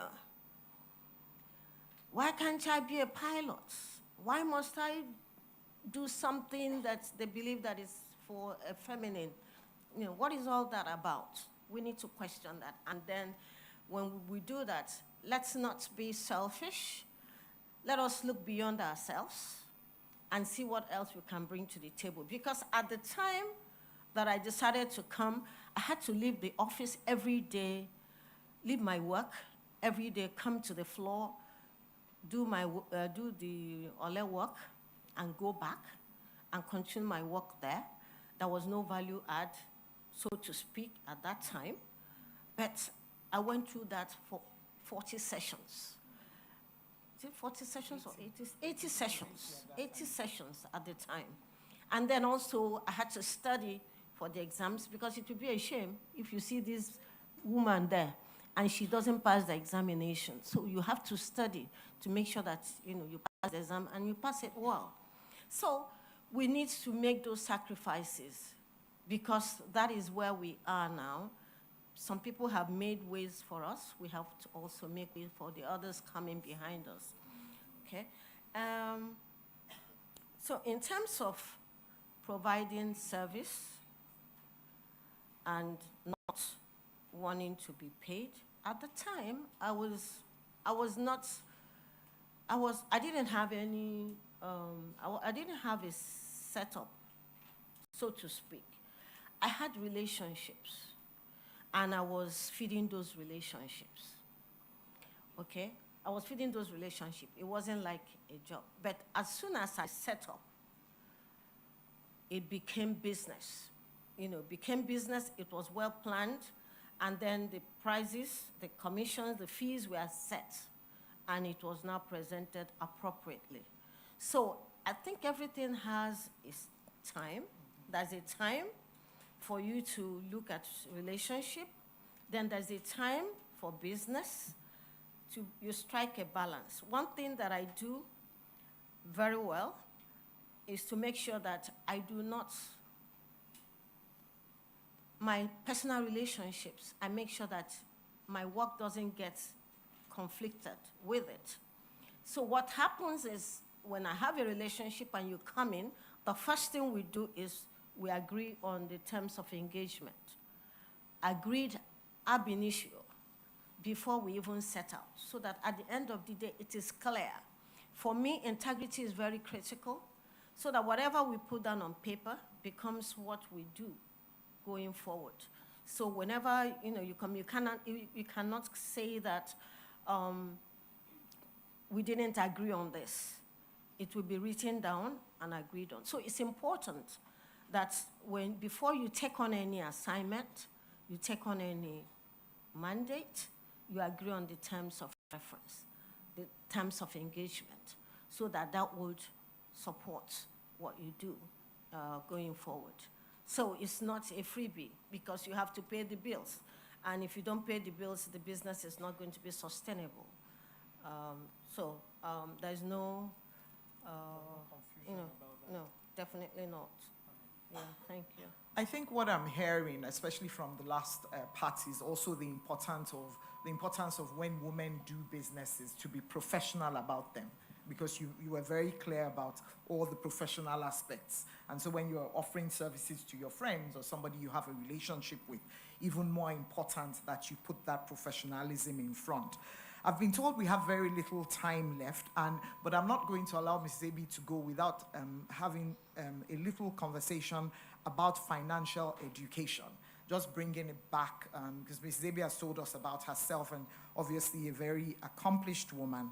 But with respect to financial education and what we're trying to do, I think Zeno set us up very well, and Dodiri continued. So if there are some lessons that you think in terms of financial education for women that we as NGX RegCo should take going forward from this point, what are those things you think we should do in order to be able to accomplish the gains, the desires of EquipHer and provide financial education for women? Okay. Odiri, yes. You did a great job highlighting what we needed to do for financial literacy, and then even the obligations that we're putting upon the NGX regulation. So I totally subscribe to that. I think we need to take this campaign outside of here. We need to get each block here out there, so that by the time we train the trainer, we'll do this, we train us here, And then we should be able to now go out, but you have to spearhead that. We train us here, and then we should be able to now go out and train others in the marketplace, other women in different spheres of life, so that they can become knowledgeable in this area. And then you have to probably give us some incentive, in order to do that. And maybe also enforce it in terms of the things that you check from time to time, how many of these campaigns that have been done within a year, and we could get some rebates, from there, and that will help in the marketing, because it's quite expensive to do that, campaign. And then for the corporates, for the quoted companies, I think they should also have, maybe there should be a day within the year that would be, or maybe even every quarter, that would be set aside for their own campaign. So that campaign will now go for the staff and their clients and their customers.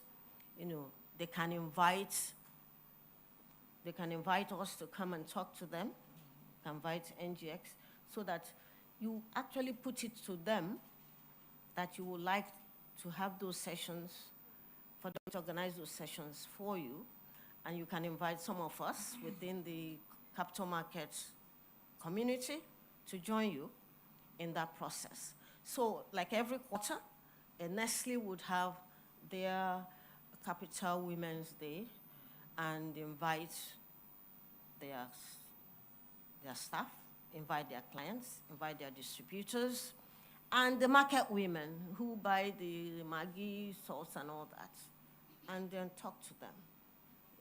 Then the next time we go to Cadbury will do the same. Dangote will do the same for the distributors. And we should not limit it to the women, even while that is being done. The men can also bring the women, like our representative from Women's World Bank. There are men who are passionate about empowering women. And I thank God for my husband. He's one of those that believe in empowerment of women. He is my greatest fan and chairman. Yeah? You see, the men don't do chair. I had to question that. Even as I was speaking, why cheerleaders? We're not chairmen. Those who cheer you when you're doing well, they think it's only the ladies that do it. So yeah, the chairman. So that I think you should think about. Yes, and integrate it in your programs. For the yeah. Thank you so much, Mrs. AB. It's been a real pleasure speaking to you.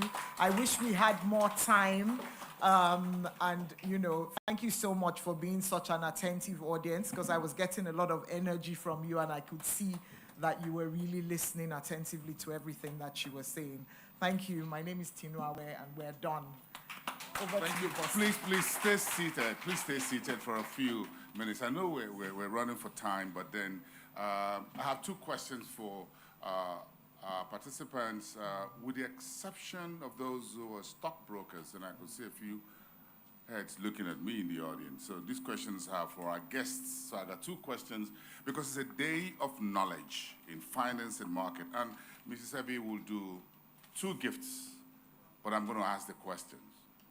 So if you get it correct, you get a gift from the Nigerian NGX Reg, and then Mrs. Ebi will do the presentation, and you can get a photograph of honor. Mrs. Ebi, here you go. So the first, if you were listening to her very well, she said she did anole on the floor. What's the meaning of anole? You can't Google it, so don't try Google. Google can't help you with that unless you're in this building. So I'm asking the ladies, who's anole? Olente lafa. Who is anole? Why is everybody laughing? Who is anole? There's a hand somewhere. Oh, there's a hand there, there's a hand there. Okay. Okay, we've got to take one. Okay, let's go to first. Who's anole? Good morning, everyone. I think an ole is. I don't think, is it? Okay, I'm not financially savvy, but then I want to think it's an apprentice, someone that is in an internship or something in the stockbroking world. Yeah. Please step forward, madam. Your name and your. Thank you very much for coming. She got it. And I pray. Oh, I already gave her the answer. Bosin, why? She understood it from Olente Lafa.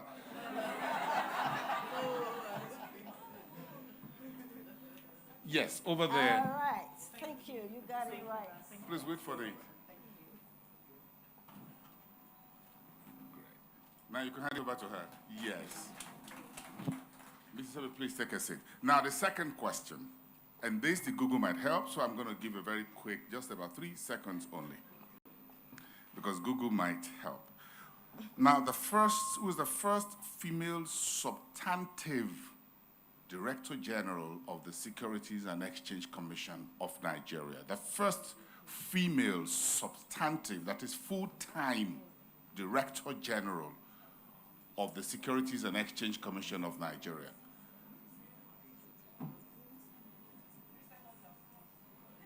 Okay, 2 more seconds. Google. 2 more seconds. Okay. No. Okay, we got only one hand. Okay, we got one hand. Okay, madam. Your name, please? My name is Adetoro Jalabi from EquipHer Assets. Ma'am? Adetoro Jalabi. From? Adetoro Jalabi. From? EquipHer Assets. No. You're disqualified. We don't want anyone from asset management firm. Okay, I think there's one lady here. No regulated entity, no SEC-regulated entity. Yes, madam. What's the name, ma'am? My name? Yes, your name, madam. Dolapo Kayode. Ma'am? Dolapo Kayode. Okay, where do you work? Money Africa. No. You're disqualified. I'm not coming to the business and the first class. I'm going to the economy class. Okay, madam. What's your name, please? Jessica. Jessica, okay. Arume Ote. Ma'am? Arume Where do you work? Capital Bangkok. Ma'am? Captain Bangkok, you are disqualified. Okay. Back there. No, I don't have an answer yet. I don't have an answer yet. We need to ban Google next time. Yes, madam. Please, can you please let's have our audio, please. Technical team. Florence Atuluku, Alliance Law. And the name is Dr. Ndidi Onyuke. No, madam. Okay, there's a woman behind. The first full-time substantive Director General. What's the name? So my name is Moyolu Afolangsha. Where do you work, ma'am? APT Securities. Oh, no. No, I'm going to cancel that question. No, she's been sitting too close to those in the first class. Okay, just one last person. Madam at the back there. I just have to let this gift go. Everyone. My name is Shinoya Manzi from Page Financials. Aroma Ote, she was the first treasurer of the Securities and Exchange Commission before she became director. What's the answer? Aroma Ote. Thank you very much. Please give her a round of applause. I got to let this go. Miss Aroma Ote, yeah, it's the first. Why is everybody in finance here? We need to do another screening again. Okay, madam, please step forward very quickly. We're running for time. We need to move on quickly to the next panel, which, of course, I introduced a gentleman who will be sitting among the women. But you remember, if you are here, if you were here earlier enough, I said he looks the part and speaks the part like a woman as well.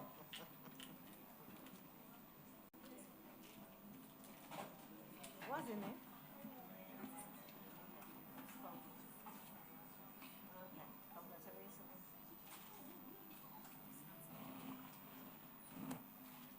All right, thank you very much. So Mrs. Away and Mrs. Sebi will stand up for their photographs over there, and then we'll move on very quickly and give them a round of applause for a session well done. Now the panel will, the picture will be taken there, and then I'll bring on the panel. The panel will.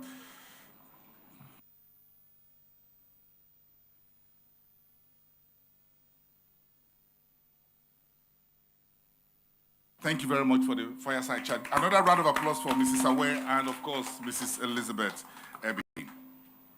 Building that financial super house, future view from her living room. And I know why it's called future view now. I've always been asking myself, why is it future view?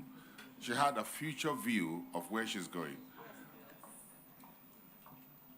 Now let's bring on the panel, and I would like to introduce members of the panel, but I think I will leave that to the panel session chair lady, not the chairman.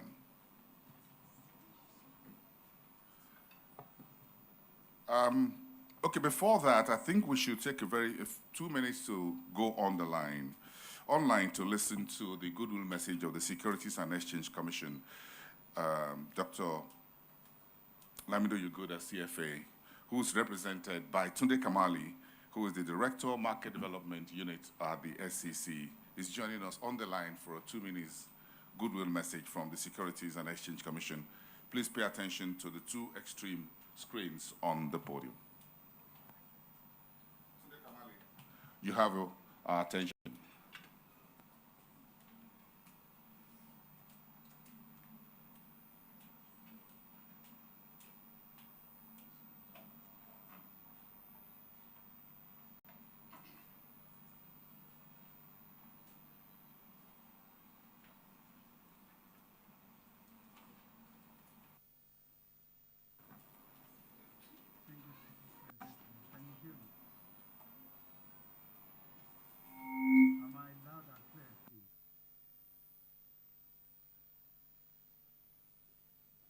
I can hear you. Yo.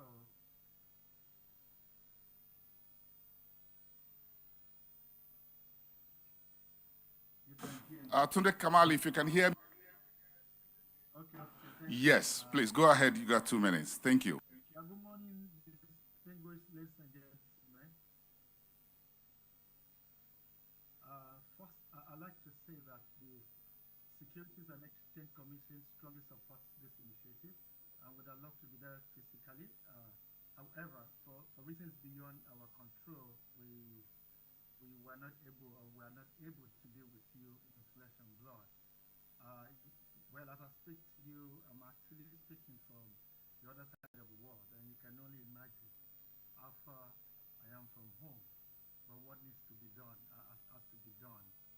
And having said that, I'd like to say that it is with every sense of appreciation and indeed commendation that I present this goodwill message on behalf of the Director General, Securities and Exchange Commission, on the occasion of this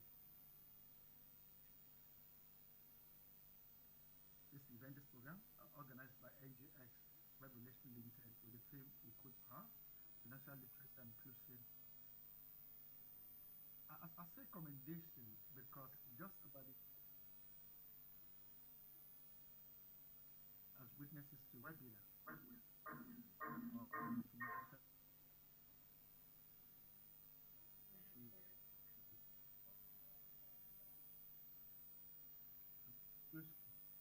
Allowing the women to participate and meander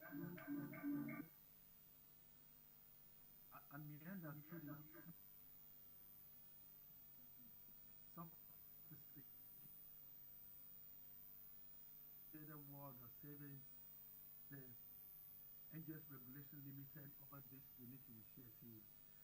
It is hoped that other stakeholders seeing this would take a cue and contribute their quotas to our collective responsibility to build financial knowledge among the people for the overarching reasons of wealth creation and prosperity, not just for the woman, but actually for every citizen of this country. Financial literacy, financial consumer protection, and financial inclusion have been recognized as three essential ingredients for the financial empowerment of individuals and the overall stability of the financial system.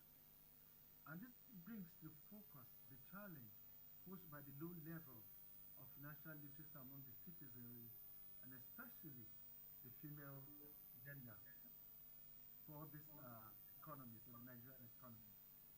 The CBN in the report noted the high percentage of Nigerians whose level of financial literacy represents a major barrier to their ability to manage their financial resources effectively.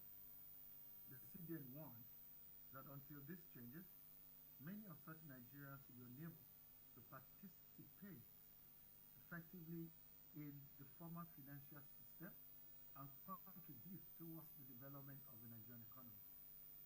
This is because while improving the individual financial opportunities, financial literate citizens will benefit the Nigerian economy by increasing the demand for financial products, thereby enhancing wealth creation and redistribution, while boosting the creation of stronger financial institutions and the sustainability of Nigeria's financial services industry.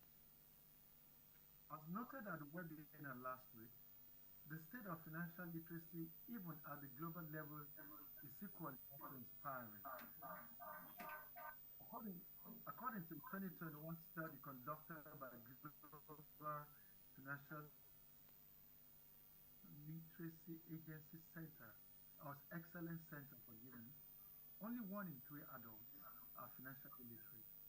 And this is replicated in Nigeria, as only 38% of the adult population is financially literate according to the CBN, implying that over 60% of the population lack the necessary knowledge. And unfortunately, with more than half of this segment being women, access to financial education, poor financial planning, and inadequate financial management. With financial literacy being a major gateway to financial inclusion, it is only deductible that the state of financial inclusion will most likely directly near financial literacy levels. It is therefore highly disconcerting that notwithstanding the population and contributions of women to economic activities in our client, they are reported to be less financially literate and by implication less included than men. Access to financial services in Nigeria, FINA, has reported that the state of financial exclusion starts at 36% for women and 24% for men. This state of financial literacy and inclusion adversely affects individuals and the economy as a whole in such ways as limiting access to financial services, creating deep poverty, and impeding general economic growth. Regulators and other stakeholders in the financial services space recognize the importance of financial literacy, and they continue to take relevant initiatives with a view to changing the narrative for the better.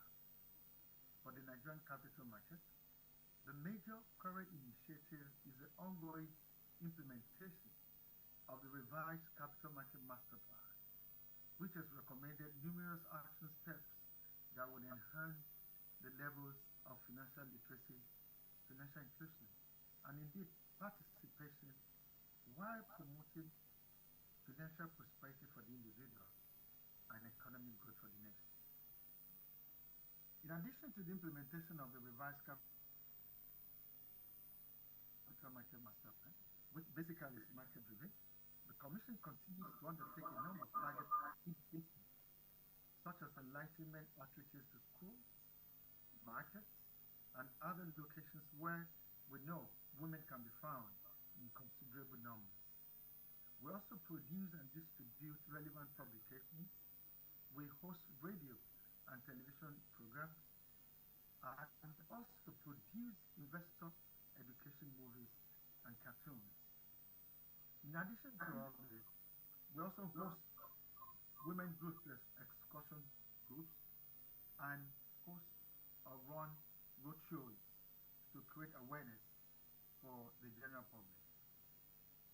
While the Commission, in collaboration with our partners, will not relent in our efforts at elevating the state of financial literacy in Nigeria for the women and indeed the general public, we call on all stakeholders to support these efforts by designing and implementing related initiatives of their own so that the aspiration for better financial future for the Nigerian women and indeed all Nigerians can be achieved before long. In conclusion, distinguished ladies and gentlemen, we once again congratulate NGX Regulation Limited. They are doing so much, and we believe that this effort will not go in vain. And this public enlightenment effort will go a long way to achieve our aspirations. We encourage NGX Regulation Limited to please not rest on his oars. However, we should all note that our dear country, Nigeria, stands the chance to sustain its status as the largest and most dynamic economy in Africa. But the opportunity is currently constrained by the limited financial literacy level, and it is only the concerted efforts of all of us that can overcome this limitation. Distinguished ladies and gentlemen, while I wish you a productive session, thank you very much for listening. Thank you very much, and God bless you. Thank you. Thank you very much, Mr. Tunde Kamali, Director of Market Development at the SEC, and please give our best regards to the Director General of the SEC Nigeria, Dr. Lamido Yuguda, CFA. Thank you very much. We appreciate that. Let me quickly recognize some officials of the Nigerian Exchange who are here present. Mrs. Umahani Ahmad Amin, who is the Director of the Nigerian Exchange Limited. Madam, are you in the audience? Oh, madam, thank you very much for coming in. We appreciate that. Let me also say thank you for coming. Mrs. Ojini Olagore, who of the NGX Group, who is also a director. Madam, oh, you've been here all the while. I need to pay a fine. I need to pay a fine. There's going to be 2 other questions coming in the course of this event, so be ready for the answers, but you don't know the question yet. But anyway, so let me invite Mrs. Shola Adeshake, who is the founder and the lead coach at Smart Stewards, to step forward as the chairperson of this panel. Well, the good news is that your panel will have 30 minutes only. I'm trying to scale back a little bit because time is money, especially for women. Whether on the floor or off the floor, time is money, especially on a Friday. So you've got to manage this panel, but be on the lookout for one individual member of your panel, and that is Mr. Ayodeji Ebo. He's soft-spoken, he's a man among the other women, but he speaks a lot. There's a lot for him to. Please give me a round of applause. He's the last member of the panel. He's a gentleman I've known almost my entire career. Thank you for coming from Afrinvest and a partner to the NGX Reg for making this happen. Thank you very much, Ayodeji Ebo. Now you can introduce members of your panel. Madam, you have the floor. Good afternoon, everyone. Totally glad to be here, and thank you to the organizers for this brilliant occasion. Without much ado, I would quickly call on the members of my panel. I'll start with Ms. Kekereekun, pardon me. She oversees the business development and operations of the Lotus Group. She's a non-executive director with over 23 years experience. You can catch up with her profile in the brochure. Thank you. Please, let's clap for her. Thank you. Next will be Mrs. Uche Uzoebo. She's a Chief Distribution and Stakeholder Engagement Officer at Shared Agent Network Expansion Facilities Limited in Nigeria. She's got over 2 decades of banking experience. Ladies, gentlemen. All right, thank you. My dear friend and brother, Ayodeji Ebo, is currently the Managing Director and Chief Business Officer of Optimus by AfriVest, the digital platform powered by AfriVest. Thank you so much. And last but not the least will be Mrs. Mata Ibrahim. Where's she? Let's clap for her. She is an in-house person. Chidima. Oh, okay, yeah. Apologies. Thank you. I don't know why the man has to sit in the middle. Okay. Please protect him, but don't let him act as the chairman. All right. Thank you. And then finally on this panel, it's a full panel. I'll call on Mrs. Chidima Chukwueke Okolo, Head Product Development at Nigerian Stock Exchange. Thank you so much. Ladies and gentlemen, we have been told we have just 30 minutes. Thank you. We'll do justice. Right. Welcome again to everyone. But before we go into the panel session, I just wanted to say something to encourage someone here from my experience. About 18 years ago, I worked with a company that was 2 buildings away from Future View. And on my way to work every day, I would wonder, Future View. As a young chartered accountant, I didn't quite realize what traction my career was taking and where I was headed. Back then, I was a qualified accountant, UK, Nigeria. Then I would go home, Future View. And then I opened up a Microsoft document. And then I was, okay, Future Link, Future. I started to come up with a lot of names. And I think Mrs. Ebi and Future View was one of the instrumental factors for me pivoting from accounting into financial advisory services. And this is the first time I am seeing her in person. Now, you never could say who you are influencing and impacting. Let's keep doing good. Nice to meet you. All right, straight to my panel session and to my panelists. I'm going to start with Chidima. Hi, Chidima. Good to see you. Considering the unique financial goals and preferences of women, could you elaborate on the investment products and services offered by NGX that empower women to build a diversified and balanced investment portfolio? Thank you. Hello. Okay. Hi. Good morning, everyone. Or rather, good afternoon. It's just gone past 12. And thank you for being here. So just to address your question, if we look at women investing, a lot of the time, a lot of the investments they make are outside the capital markets. But interestingly, we have products within the capital markets that, that women can use. We'll start with the most obvious, which is stock. So stocks is what everybody is aware of. There are various types of stock that you can invest in that can help diversify your portfolio and also cater to your personal risk appetite and your personal financial goals. So if you're looking at stock and look at it closely, you can divide stock into sectoral basis. So you can invest in certain sectors in the market, maybe the consumer goods, the financial sector, oil and gas sector. You can also look at stocks in terms of your risk appetite. There's some stocks that are good for income investments. They pay dividends every year or every half year, as some banks do. There's some stocks that are known for capital appreciation. And so you can invest in those stocks. And those kind of things help you to form a personalized, diversified portfolio. In all of this, though, obviously, there's a lot of information around. Research houses provide information all the time. Every single one of your stockbrokers would have a research house from which you can get more information about the particular stock you want to invest in. Other than stock, we also have bonds that we trade on the NGX, which you can invest in. Well, as some of you might know, bonds require a lot of capital investment. I think the minimum transaction is around 50 million.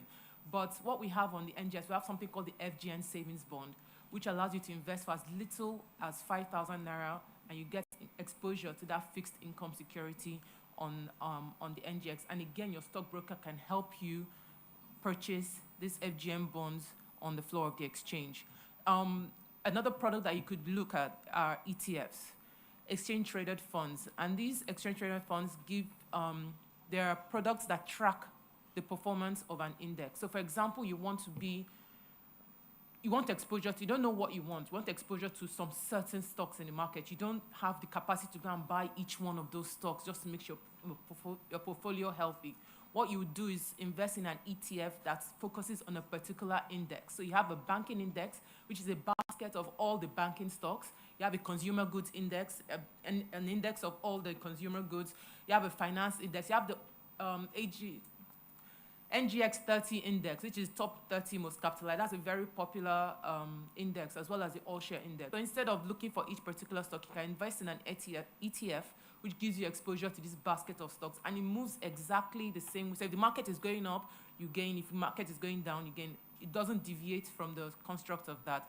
I've named 3 products that you can invest in. You can also look at real estate investment trusts. We have a couple listed on the exchange, and this is a product that gives you exposure to the real estate market. What's particular about this fund is that you contribute to this fund in terms of buying these units, and these funds are used by the manager to invest in only income-generating property investments. So that means that rental income, commercial income, where there's income coming in, so that income can be distributed in forms of dividends to you. So it's not like they will take your funds and go and buy land in Aja and wait 10 years for it to, develop and, it's a process. So they invest in income-generating property investments, so they can share and distribute this to the investors. And last but not least, we also have derivatives, which we just introduced to the market last year. Derivatives are somewhat complex in technicality of it, but if you really think about it, it's not that complex. A lot of retail investors can actually invest in derivatives, as they've done in other markets. And derivatives are basically instruments that give you exposure to an underlying instrument without buying that underlying. So for example, you want exposure to 1 million naira worth of Access Bank. You don't have 1 million naira.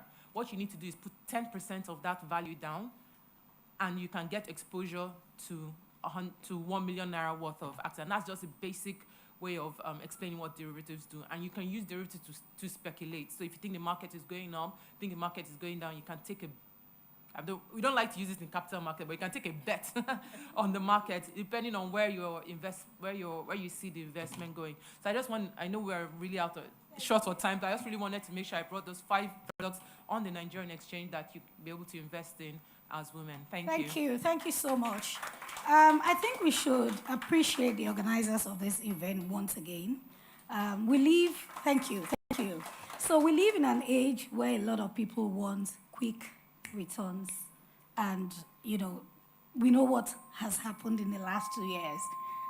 Other asset classes, like all of those agro, all of those, a lot of people have lost money, and it's hard because people don't want to play within regulated industries. When they say capital market, buy stocks, I know stocks, and people want stuff that can give them 300% in 2 months. Ladies, the essence of this conversation, some of these conversations we're having, is to equip you with all that you need to know. To tell you, since I came in, I think we've listened to a series of master classes. Now, what she just said is a master class by itself. And it's not enough to come and just listen and just say, she said ETF. What is ETF? Once you leave here, just write it on your to-Google list. Or just ask questions. Ask somebody beside you. Some of us are here. We don't even know what capital market is. Talk less of ETF. So let's keep learning, right? Thank you so much. I came across a piece of statistic that I just wanted to share with you about women playing in the stock market. Even though it's a UK statistic, it says that 29% of women reported trading stocks and shares as against 47%. So as women, we need to do better, right? And 48% of women currently have money sitting in investments within the stock market as against 66% of women. Women, in 5 years, the story would have turned, right?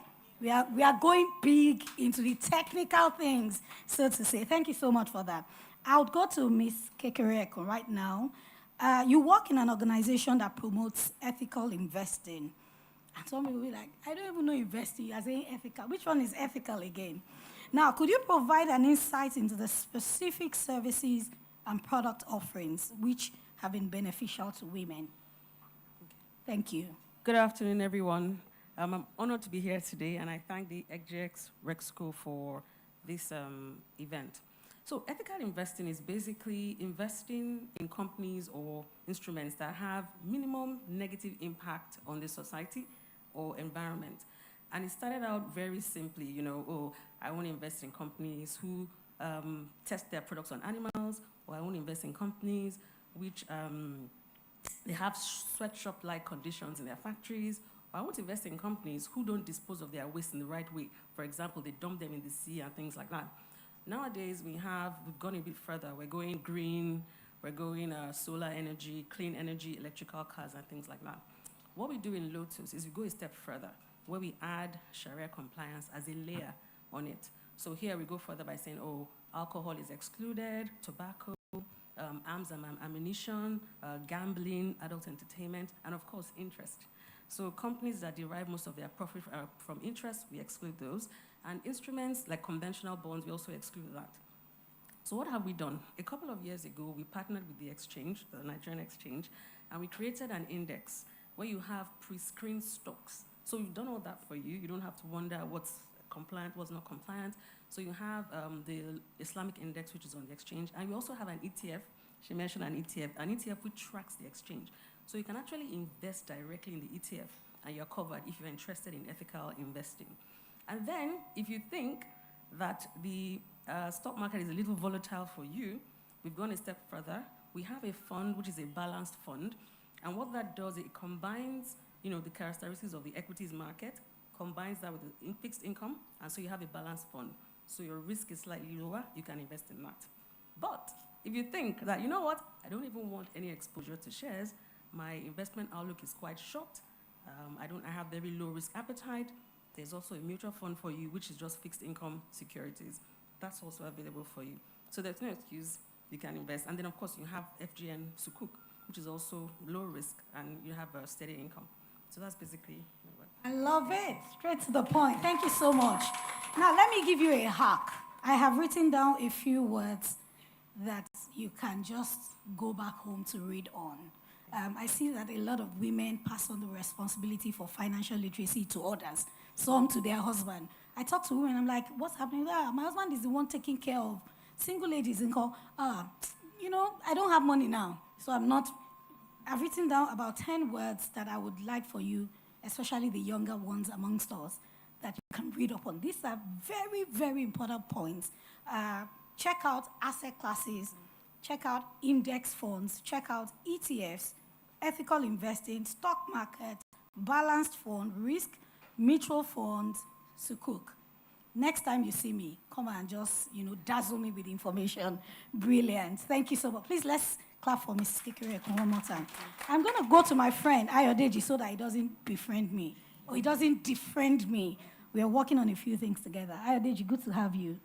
Now, I see that a lot of people go into investing, or they invest without plans. I used to be like that. I've got about 23 years hands-on experience as a chartered accountant, but for a better part of my early career, I didn't have a clue. I was an accountant with my accounts scattered, right? Accounting was not accounting. And I made a lot of silly mistakes. You would think that an accountant would understand basic investing and all of that. So we would invest when your friends would say, there's one something. How much is it? I don't know how many of you, let me not mention names.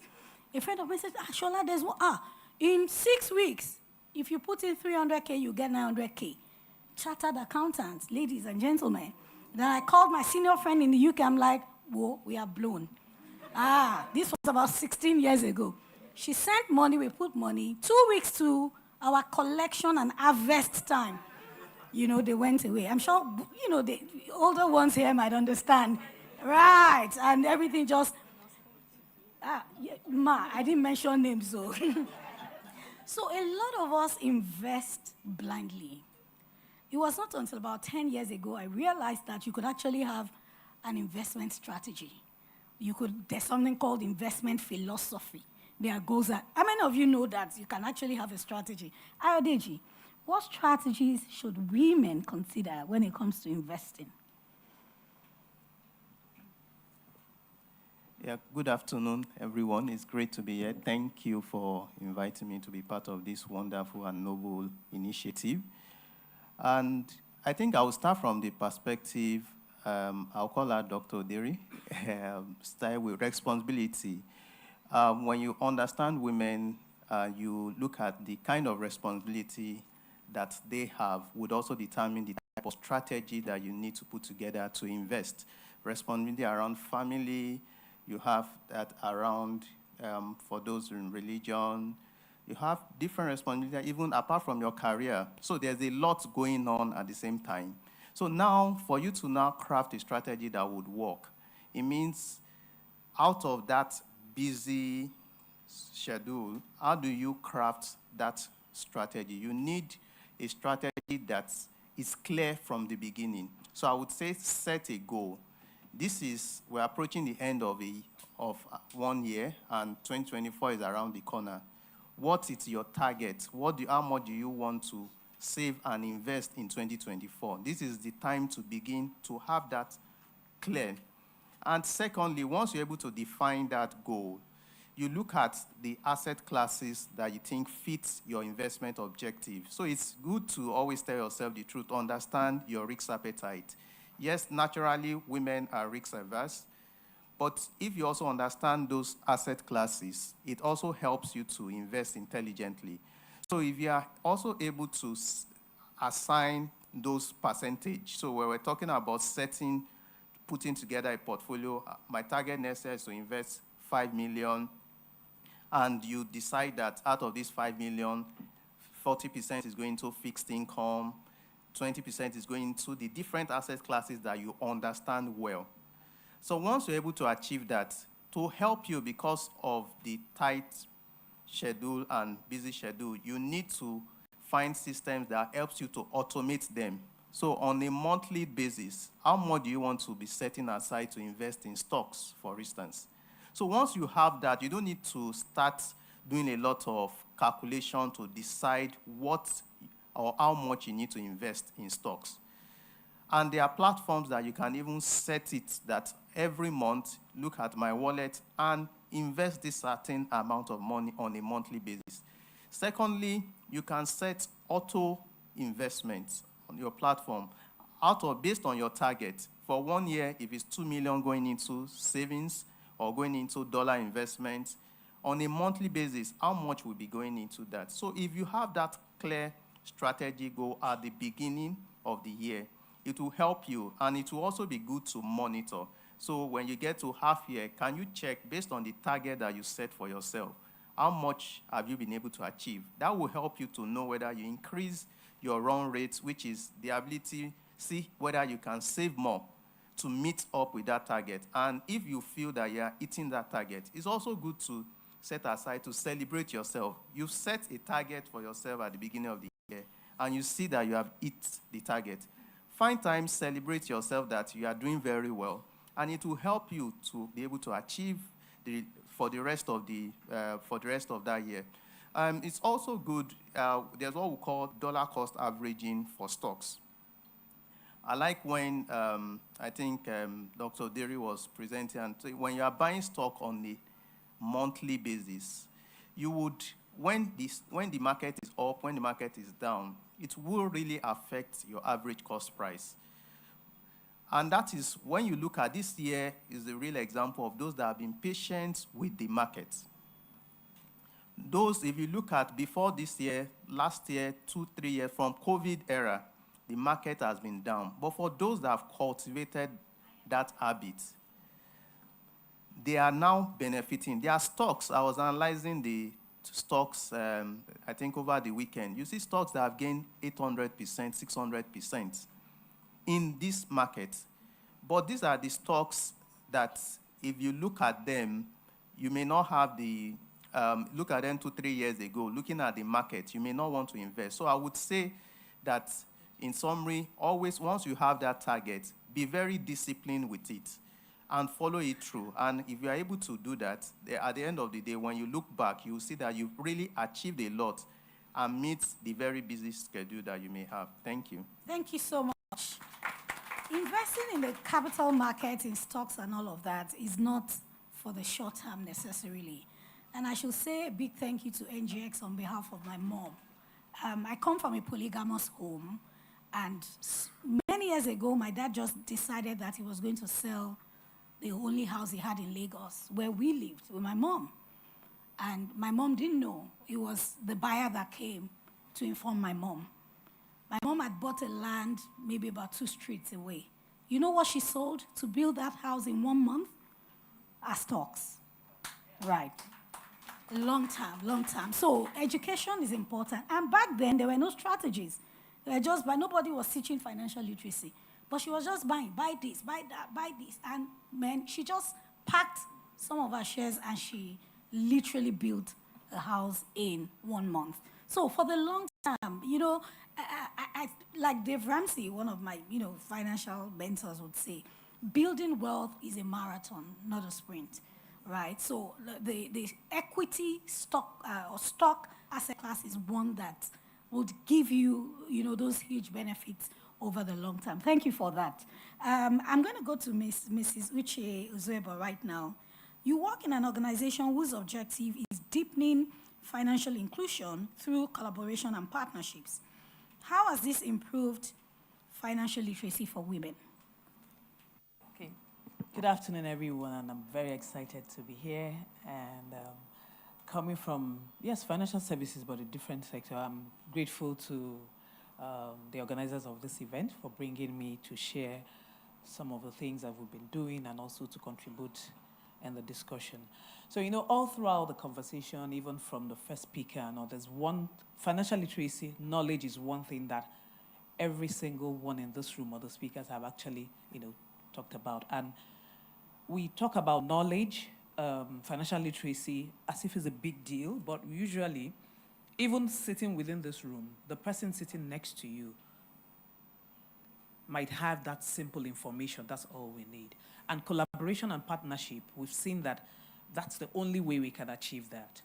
So for financial literacy, for us, of course, SANEF, Shared Agent Network Expansion Facility, being the enabler of financial inclusion, without financial literacy, we won't be able to even onboard everybody, men, women, into the financial sector.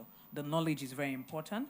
So developing a comprehensive financial literacy program is very important. That we can do with partnerships. So sometime, was it early first quarter of this year, we launched a platform called Sabi Money Platform, and we partnered with GIZ and Central Bank of Nigeria to come up with this online platform where you can go and, you know, educate yourself, anything you need to know about financial literacy. However, when we were talking about the stock market, I realized that stock market literacy is also another form of literacy. So perhaps we're going to also enhance that and partner with NGX to develop that, because knowledge is power. I remember when Ms. Sodini was talking about women and confidence. The truth is that it's not that we don't want to be out there, but knowledge, the simple thing about this stock market, even when the MD was talking about business class, first class, a lot of us here might not even know that, might not even know what stock market literacy, we don't have that information, and how can we move forward? So that's also another form of literacy, and it's very, very important, not just, you know, talking about it, but walking the talk. The most basic, starting from primary school, secondary school, even our children, even in the kindergarten classes, these are basic information that should be out there. And collaborating with organizations, networking, having, you know, like in the circle where you have a lot of women, Wimby's event was concluded 2 weeks ago. Over 2,000 women in the room. And I must tell you, of course, I attended, being an associate member. A lot of information was shared there. People learned a lot from the speakers, from individuals, from people sitting beside us.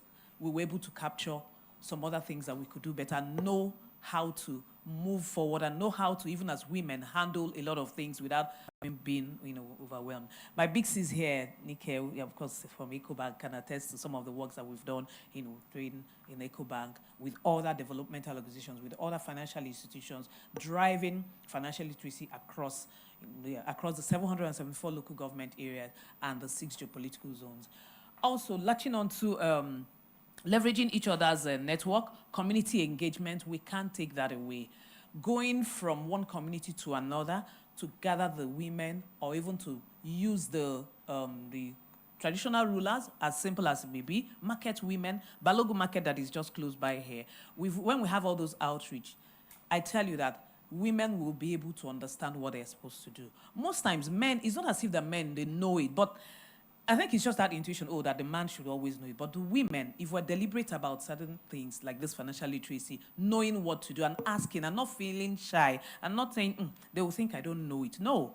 All those, imposters should be off our shoulder, because they say knowledge is power. When you know, that is when you'll be able to, give out there. Also, policy advocacy. In doing all those things, we have to also work with the advocacy groups to come up with policies that will strengthen or that will also promote women inclusion.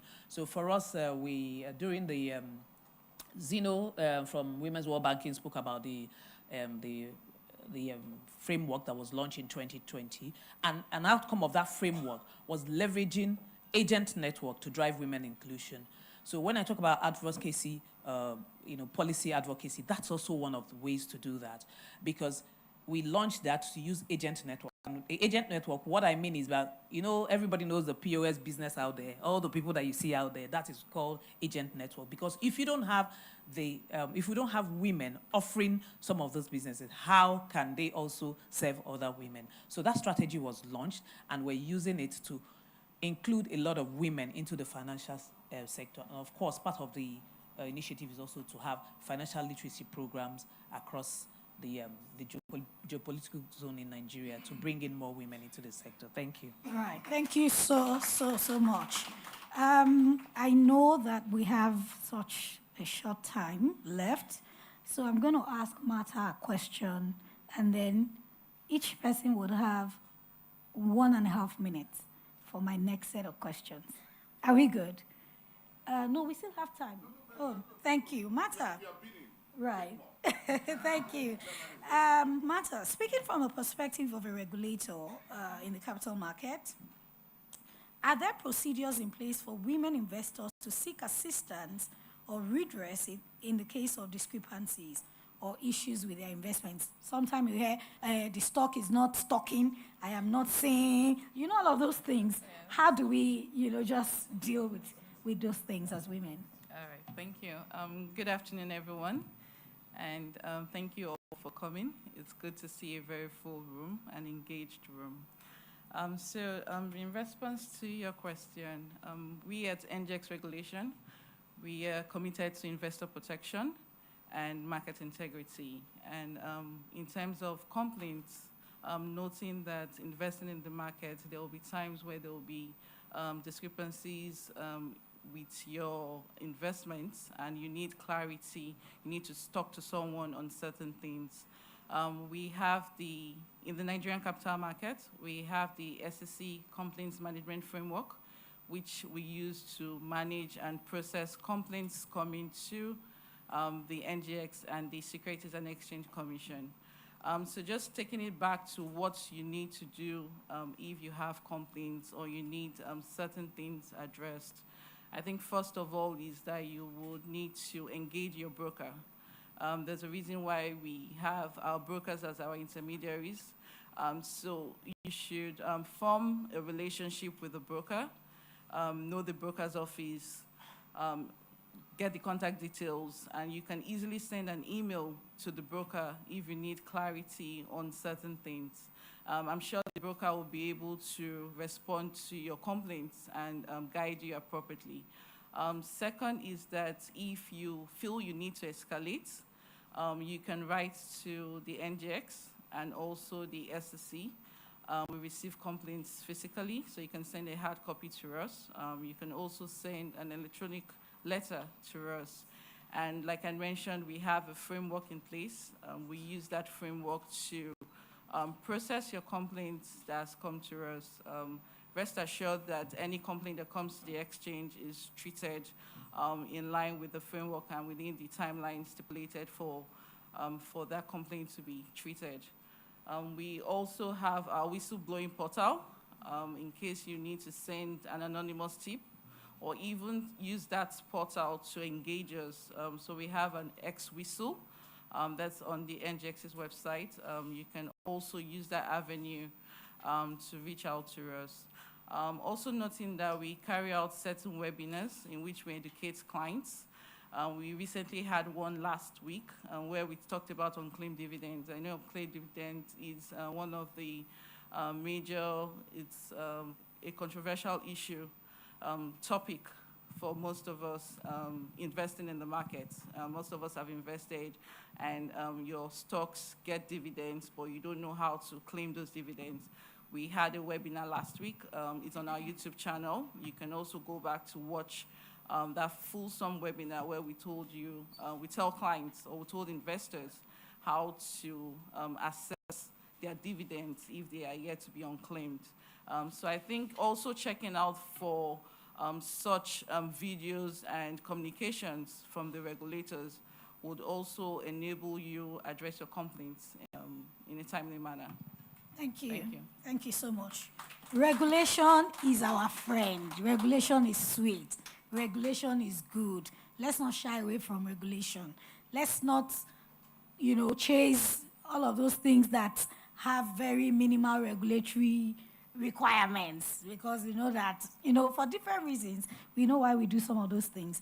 Very quickly to Ms. Kekereko, ideally, when you grow in your career, your finances should grow, right? As you ascend higher, you should have more money. But that's not the case in most cases. For some people, the higher they go, the lower the thing is not gelling and accounting. It's not, just working out.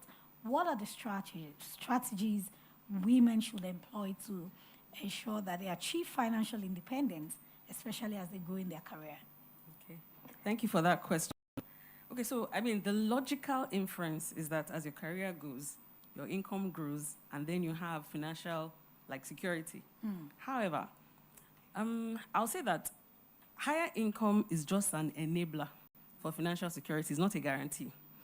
The guarantee is having a wealth creation mindset. Yes, a wealth creation mindset. If you don't have the culture or the habit or the discipline to set something aside regularly, I can assure you that no matter what you make, you're not going to have financial security. So some ladies say that, oh, you know what, the money I make is not enough to set something aside.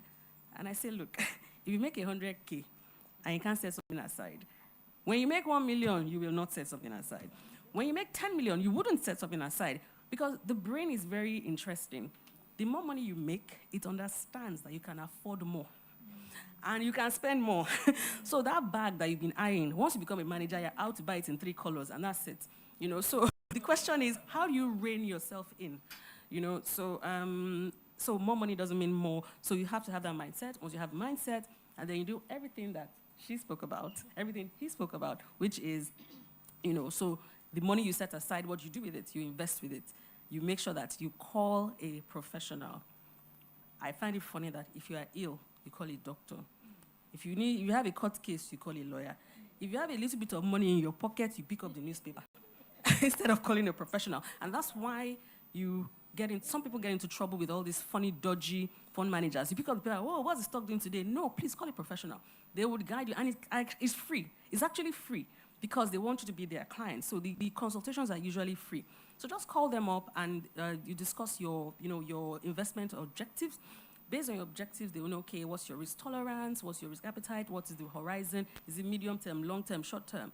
And then they can now, develop a portfolio for you So you have the investment portfolio or for the long term, which I mean the higher stock market and things like that, medium term and short term goals. And if you do that, then and only then would you say higher income leads to financial security. So that's what Brilliant. Thank I you. love it. Thank you. I have a lot of tweetable materials here. I'm going to go and shine on Twitter after this session. Thank you. Ayodeji, tech. That's one of the most used words in this age. Everybody's in tech. Everybody wants to do tech. As women and with our investments, how do we navigate the digital platforms? How do we embrace tech? I know I still have people who are like, I don't want to do tech. I don't want to put my money online. I have to go physically to their office. How do we build trust in these tech platforms? And generally, what's the role of tech in building wealth in this generation or in this age? Okay, thank you. We need to first of all note that the era where we are, technology is taking the front seat, and consciously we need to adopt it. So speaking from the platform providers, so there's also that understanding that trust is key. And we know that if you're able to provide platforms and that will also aid in trust, it will help also clear some of the doubts that for most people that are being skeptical in adopting technology would do. So firstly, you see, I spoke about automation. So for ease of saving, for ease of investment, and you will see on platforms, if you are trying to invest in stocks, the platform enables you that whether it's on a daily basis, on a monthly basis, a certain amount has been set aside and is helping you to invest that amount. When you receive your dividend, the platform technology helps you and encourages you to reinvest. So you see mutual funds, by the time you are signing up, you have the option to either reinvest the distribution or you have it in your wallet. So you see most people would opt to reinvest, and that is what we call compounding. You are building up your wealth. So once platforms begin to recognize that people are busy, how can you help them harness within this very busy schedule? How can you help them harness and make it very easy for them? Then you begin to think about how to come up with products that will help them. Robo-advisory is also something very interesting that platforms should also come up with that would help inform and make it easy for women or investors to understand the market they are trying to invest in. So with that, I believe that once you have the mindset to adopt technology and the technology provider are also ready to make it easy for you, you want to withdraw your money, even the market, we need to look T+3. These are some of the things. How long will it take when you look at other products? Can technology help us reduce that time such that when you trade in stocks, you sell? How long do you take for you to get back your sales proceeds? So these are some of the things I think once they are done, it will build confidence and it will also help in wealth creation. Thank you. Thank you so much. I'm passionate about stocks, about shares. Shares money sent me to school, partly. So we'll continue to talk about it. Chidima, how do I start? So I've listened to all of these amazing speakers and panelists, but I'm new to the stock market. How do I start? Where do I start from? It's pretty simple. In our market, the first place you go to will be a stockbroker, a trading license holder. That's the only way you can invest in the capital market is through a registered trading license holder. And many of them here in the room today. I can see people at the back. But if you're looking for one, you can go to our website. We have a list of all the trading license holders available there, so you can verify and choose a broker. And account opening process is really seamless. It's basic KYC, address verification, date of birth and things like that. It is basic. My CSCS colleagues are here. They verify all of that. So, and they'll open your account, your CSCS account, where you can trade all the securities I mentioned today. You can use your CSCS account to hold those. They're the depository, and they will hold those securities for you. along with your stockbroker, like I've said, investing, you have to know what you want to invest in. Your stockbrokers, every stockbroker has a research house attached to it, has a wealth advisor or an account officer that can provide information and help you educate yourself on what to invest in. Know your goals. We've mentioned many things. Know your goals. Set money aside. I mean, in the market, they say about 15% minimum of your monthly income is what should be set aside. At the point in my career, I was saving 50% of my salary when I had no responsibilities. So minimum 15%, I had no responsibilities. I could save 50% and invest 50% of my income every month. So at the minimum 15%, you should really look at putting it into some sort of investment. Know your risk profile. A lot of brokerage houses and financial advisors, it can take a risk assessment test to know. But some people don't know. You think that, so I can do it. When you now answer some questions, you realize, I'm not that, I'm quite risk adverse. I can't take that much. So know your risk profile so you know what kind of instruments to invest in. We didn't really go into risk instrument profile, but as you learn more about the instruments available, you know what kind of, like example, stocks are very risky. They're less risky than fixed income instruments. So you know your risk appetite and know how to invest it. And we've spoken a lot about the trading license holders. Those days of having to go, if you want to, it's fine, you can go into a brokerage house, but a lot of brokerage houses have online trading platforms. You might not even need to, other than calling your broker on the phone, the research information is there, how to sign up, it's all seamless. So if you can pick up your phone and put money in Piggy Invest, you can pick up your phone and, buy stock or buy instruments on the stock exchange. So if you need more information, a lot of information on the website, or you can contact anybody here, and we'll be able to help you with investing. Thank you. Thank you. My final question for the day is about financial inclusion. I came here today from an empowerment program for women, and there were women who have done business for 10 years who still do not understand the concept of profit. Talk less of, so if you don't understand profit, what are you doing in business? My final question is how do we overcome these challenges, teaching women about financial inclusion at individual levels and organizational levels? Thank you very much. Of course, like we've been overflogging it, financial literacy, that education, providing the basic education for women is very, very key. That's very important. Then also mentorship programs. There are a lot of mentorship programs out there, both individual and organizations. For the personal ones, of course, anyone that is stepping out of this room, if you don't collect Mrs. Abi's number, then we haven't even started, because there's a whole lot, that she had, told us this morning. So on that individual, it can even be that your friend, it can even be someone in your church. A lot of mentorship programs, people to advise, because most times we shy away from these things, women, even going to men, because it's not just going to your fellow women. That little knowledge, you might think, oh, it's a big deal. So if we do that, I think we'll be able to achieve and bridge that gap. Also, offering accessible financial services and also products. And how do we achieve that? Today, we can bank anywhere, isn't it? If you step out of the road, you see a bank. When I say you see a bank, you see a POS agent that can offer you the products and services.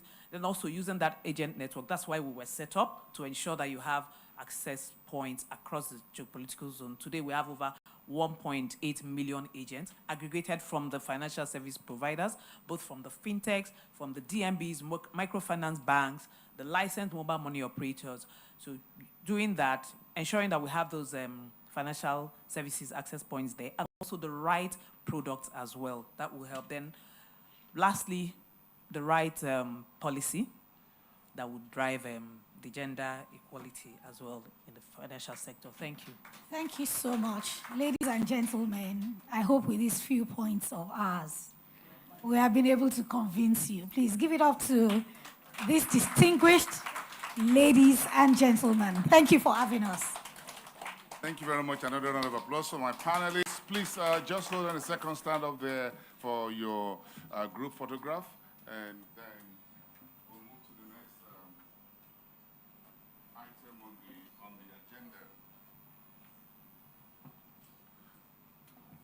Please try as much as possible to outshine our DJable there.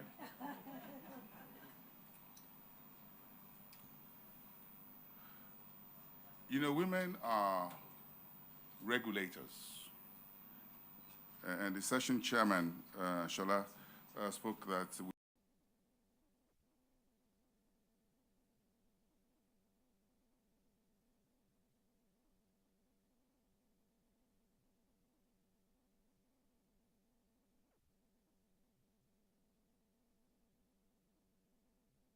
you give birth to us, you start regulating us right from there. So women had always been the regulator in the home. I have one investment advice, and that's taken from what I think Chidima said before while she was on the panel, and talking about how much you should set aside every month for your for investing, and she's talked about her salaries and what have you.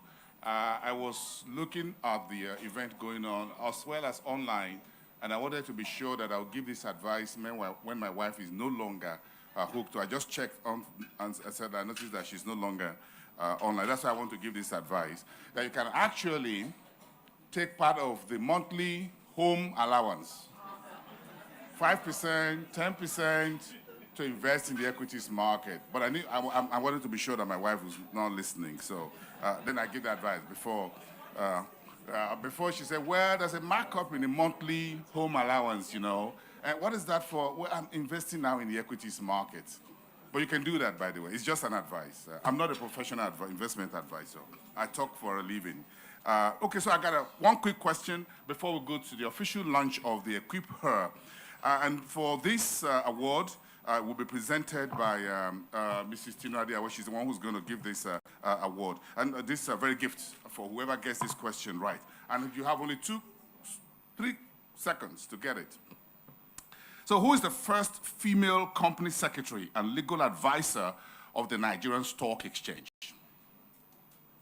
What's the name of the person? 1, 2, 3. Okay, madam here.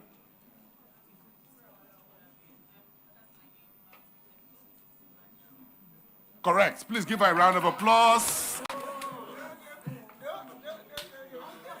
Now she overruled me. So she's going to be the one going to go. So who's going to try again? The first female company secretary and legal advisor. Okay, you have another hand there. I believe it's Mrs. Tino Awe. Mrs. Tino Adiawe. Second answer, she says no because she's the one giving the... Okay, the third and the final one. Okay, let me give it to the lady in... Is it Mojisola Adiola? No. Okay, could you please give it to the lady by the camera at the back there?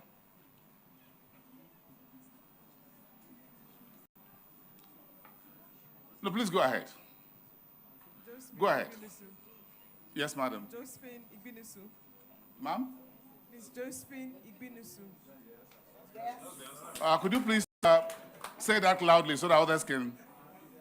Mrs. Josephine Igbinusu. Mrs. Josephine Igbinusu. Thank you very much.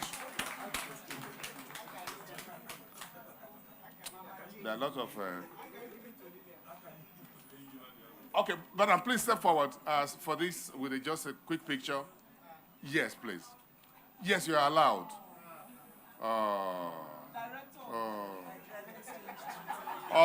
That's home delivery. Give them an eye. Give them an eye. That's a home delivery. Okay, now that goes to a very quick one. My final question. What is home delivery? This is the last gift. What's the meaning of home delivery? I just said home delivery now. What's the meaning? What does home delivery mean? What's the meaning of home delivery?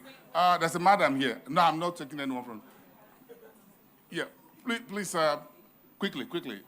We're running for time. Home delivery, what does it mean? When someone in-house answers a question or does something, like it's in-house, it's not outside. Now, thank you. Okay, what's the meaning of home delivery? Could you please pass the... I like this home delivery thing. Not Uber food or Uber Eats or both Eats. Delivery at your doorstep. Delivery at your doorstep. No. Okay, the lady in blue, there's a madam in blue over there. Home delivery. Home delivery. Home delivery, what does it mean? Home delivery. It means the person, just like this woman, she was already there, and she's giving you the right. So she's an in-house person delivering the right thing. Home delivery. Okay, the final one, the final answer. Let me try. Receiving something at your doorstep. Home delivery. Okay, the final, I love this last part. So easy, but so difficult. Yes. Final stage of purchasing something. Home delivery. Home delivery. Okay. Home delivery means when you buy a stock or sell within the same house. When you buy or sell a stock within the same house. The Spirit must have ministered to you. When buying the stock and selling within the same house, that is home delivery. Please step forward, madam. That is when a same stockbroking firm is offering and is buying. That is called home delivery. Home delivery. Madam, step forward. Home delivery. I know you women like home delivery, so you were thinking, okay, okay, let's go. Thank you very much.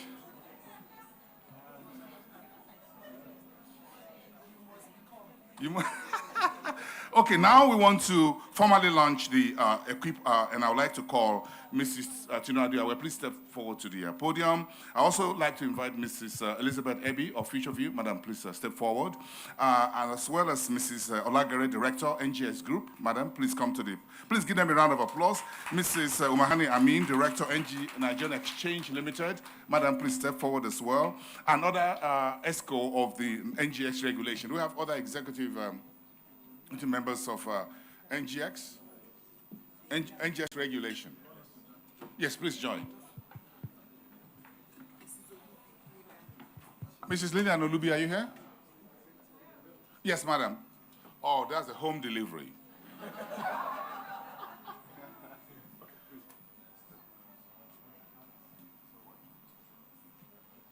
Could one of the ushers please assist me move back the chairs? Any of the ushers?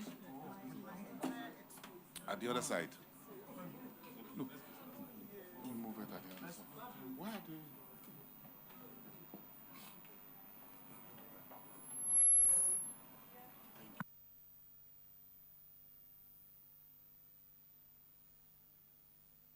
Can I have a handheld microphone, please? Very quickly. Tech team, I need a handheld microphone.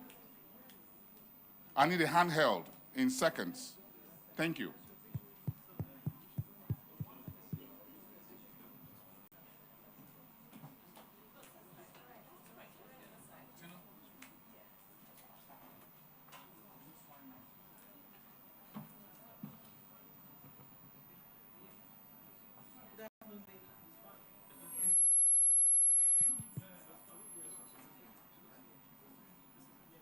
Good afternoon, ladies and gentlemen.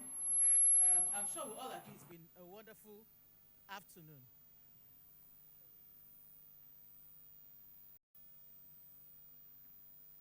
Can you hear me? I think that I was telling you that it's a wonderful initiative. I started investing some 33 years ago, and I didn't have the luck of having this information. You guys are really, really very lucky, and I'm sure and I hope that you take full advantage of this information you've gotten today. You know, one thing, they say, I think that the moderator was saying, when you buy stocks, you grow and grow, and you're a silent millionaire or billionaire. Nobody knows. You just have your stock there, like you said, well, her mother had a problem, she just cashed in on it. So I'll encourage each and every one of us to take full advantage. Now we're informed, so there's absolutely no excuse. On that note, I'd like to launch this initiative, the EquipHer initiative, and I congratulate NGX RegCo and the whole NGX group on this initiative, and I hope and I'm convinced that we'll all take full advantage of it. Thank you.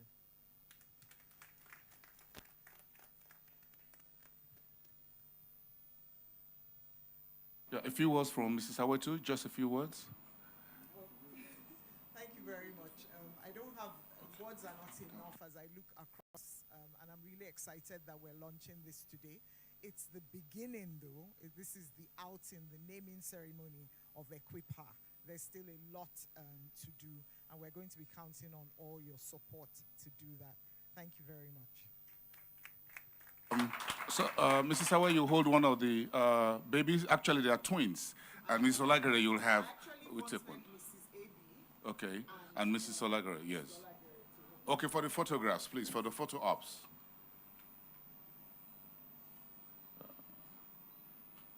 A round of applause, please, as we launch this initiative.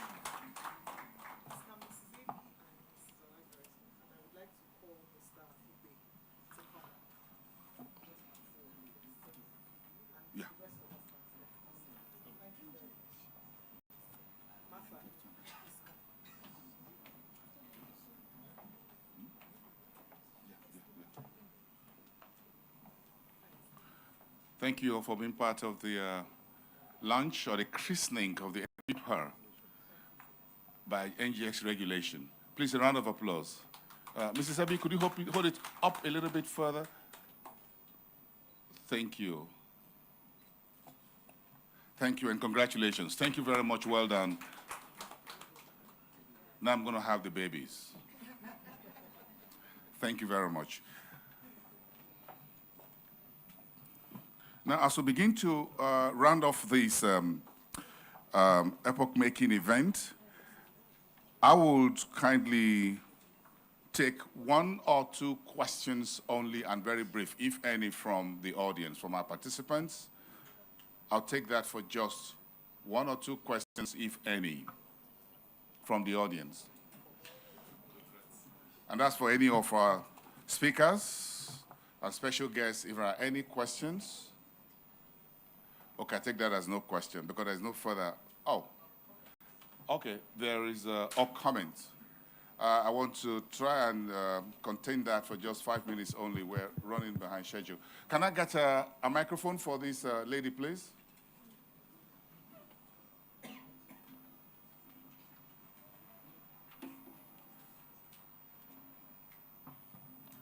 Yes. Hello, everyone. Thank you for this initiative. So my question is, we've been talking about women inclusion, and I want to know the investment products and what strategies does the NGX have for the younger generation? Because if we're talking about inclusion, we should also be talking about age in this. So what kind of strategies and, okay, the reason why I'm asking is we notice that Gen Zs don't normally have, they do not have patience for investment. You see mostly the older generation still buying stocks for the children. So what kind of products are out there for them, and what sustainability plans do they have for these products? Thank you very much. I'm going to throw that to any of the licensed firms who are here. If you have any product for the Gen Z mutual funds, they've got money, they got appetite, but they don't want to wait. They want to invest today and get T+3. In fact, they want T+1. In fact, they want T+0. They want T+0. So anybody ready to offer a T+0? Mrs. Ebby has an advice for you. Please give her the microphone, please. Where's the microphone?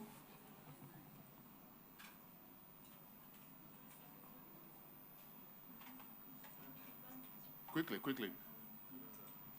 Please, can we keep one here in the front and one at the back so that makes it faster for us? Thank you. Okay.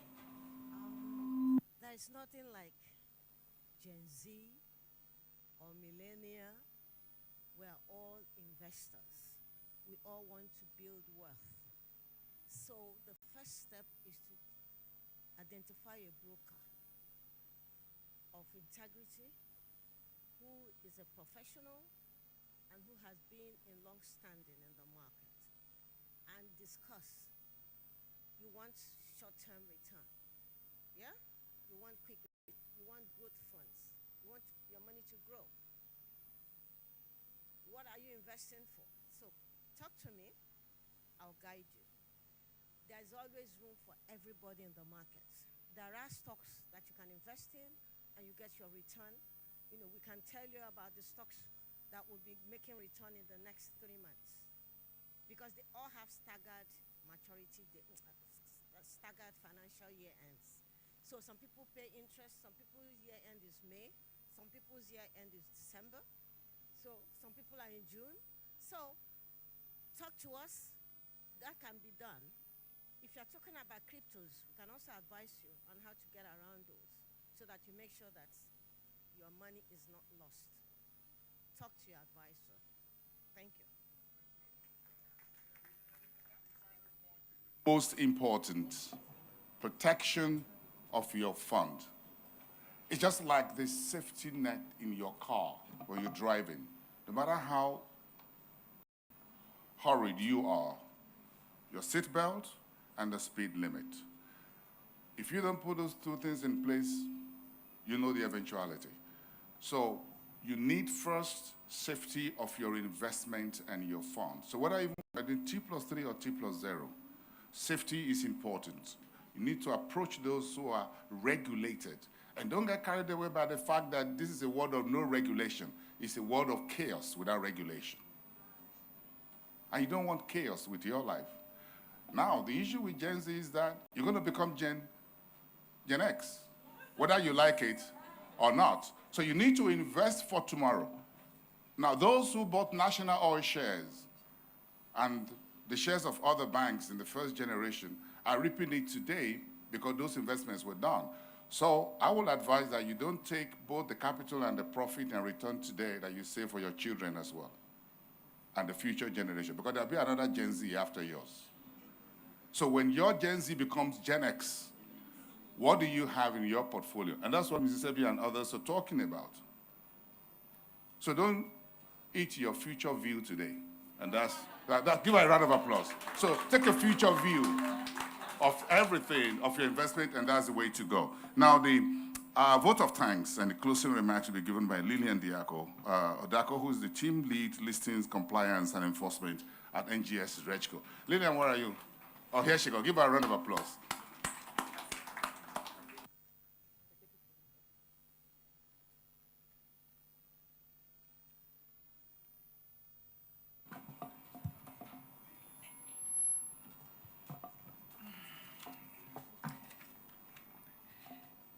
Good afternoon, everyone.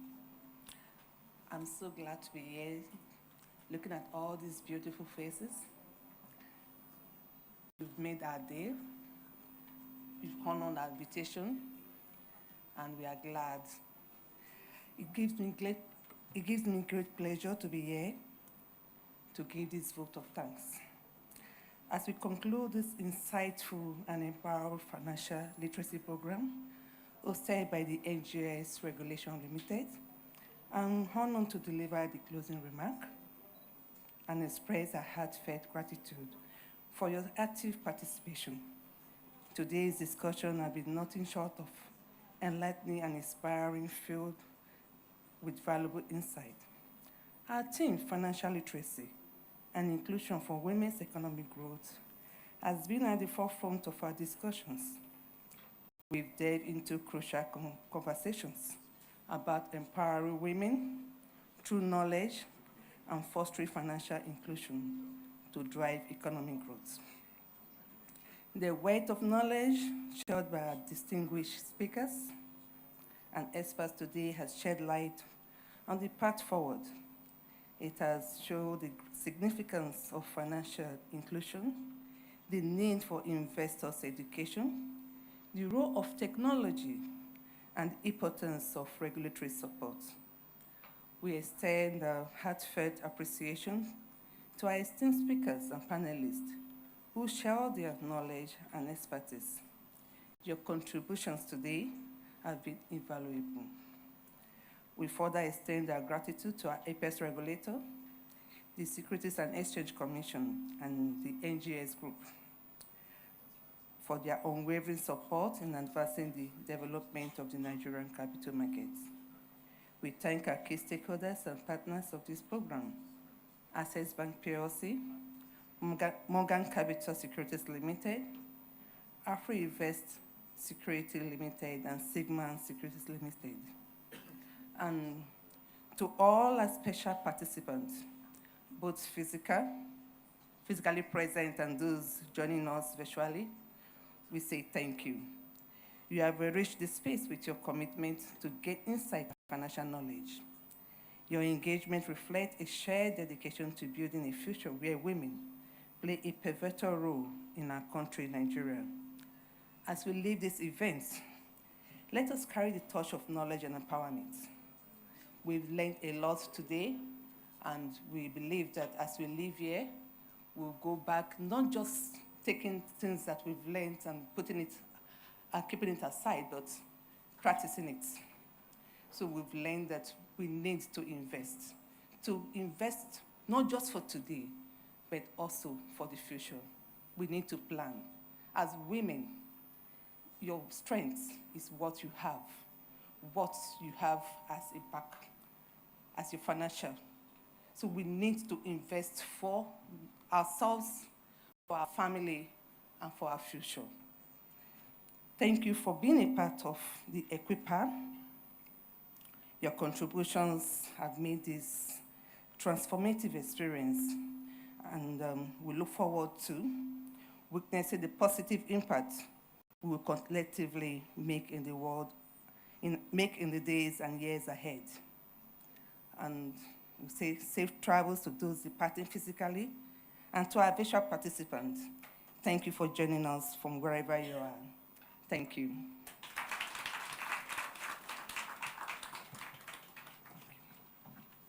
Thank you so much, Madam Lillian.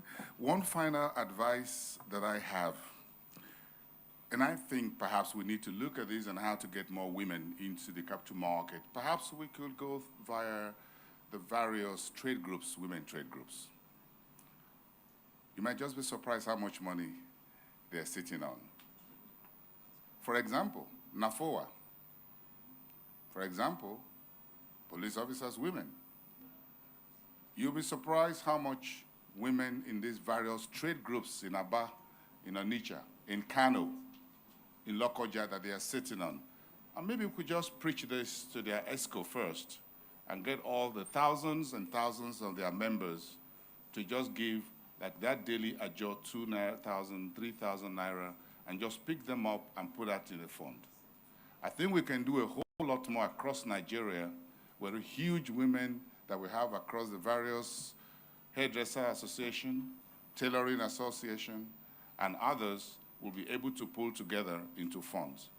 I think if we approach them at that level, I'm sure Nigerian Army officers, women, the Air Force, the other customs and others, I'm sure they have quite billions of naira that we can put together. So I leave that to you who are stockbroking and investment banking to put products together that are targeted at these women. I'm sure if Mrs. Ebi walked into the Air Force officers' women today and she speaks to them, I'm sure she'll be walking away right now this afternoon with hundreds of millions of naira in checks for the market. Give yourself an eye. I said to you. Give her again another one this afternoon. She knows where the money is. Follow the money. So on behalf of Nigerian NGX regulation, I want to say thank you everyone for spending these 3 hours with us. I appreciate it. Women and men, you are also appreciated for being here. Now we have 2 things to do. There's a little gift the stock exchange or the NGX Reg has on the way out, and then we'll do a few photographs here. And make sure all our distinguished speakers, you also collect their contacts. They'll be willing to talk with you and walk you through. Remember, this is November. So whatever your Christmas, New Year spending is, take that 15% advice from and invest in the market in December so that you can reap in 2024. That's my tip. Now let's have give me a round of applause, please, just in case I forget. Okay, now let's move these chairs back. I want to have the members of the board of NGX, NGS Group, NGX Limited, and NGX RegCo to please take a first step. Then the next one will be management, and then with our speakers and our distinguished dignitaries who are speaking for us. Madam, I think you need to come very quickly to the final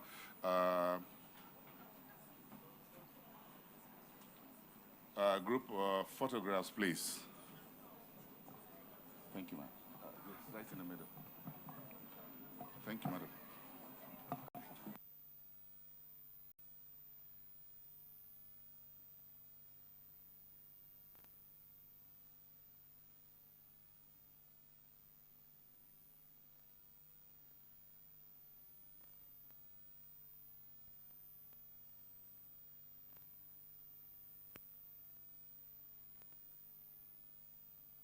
Where's Irene? Mrs. Irene, please, you also need to be here.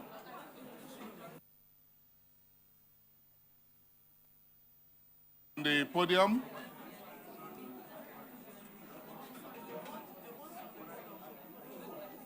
Yes.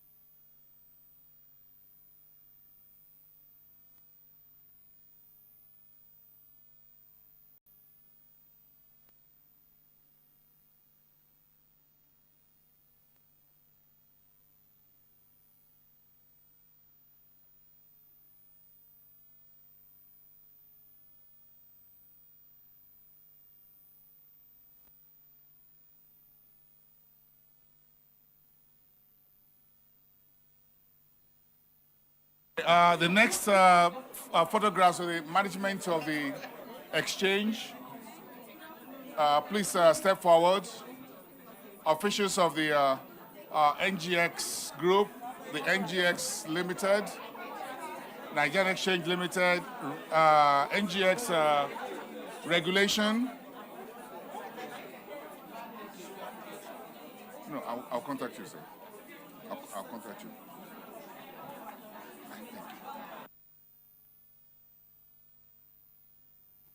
You need to be on the podium.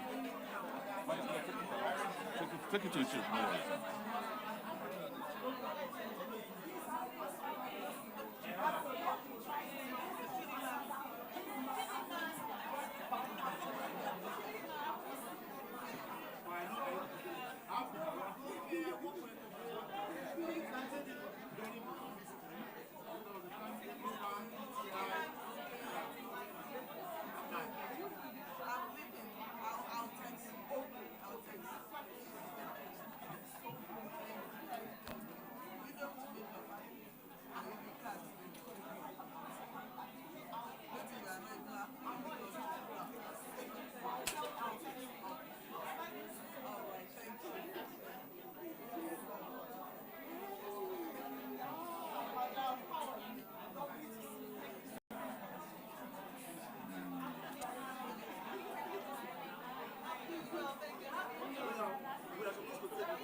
Okay, let's take the. Let's have this picture now.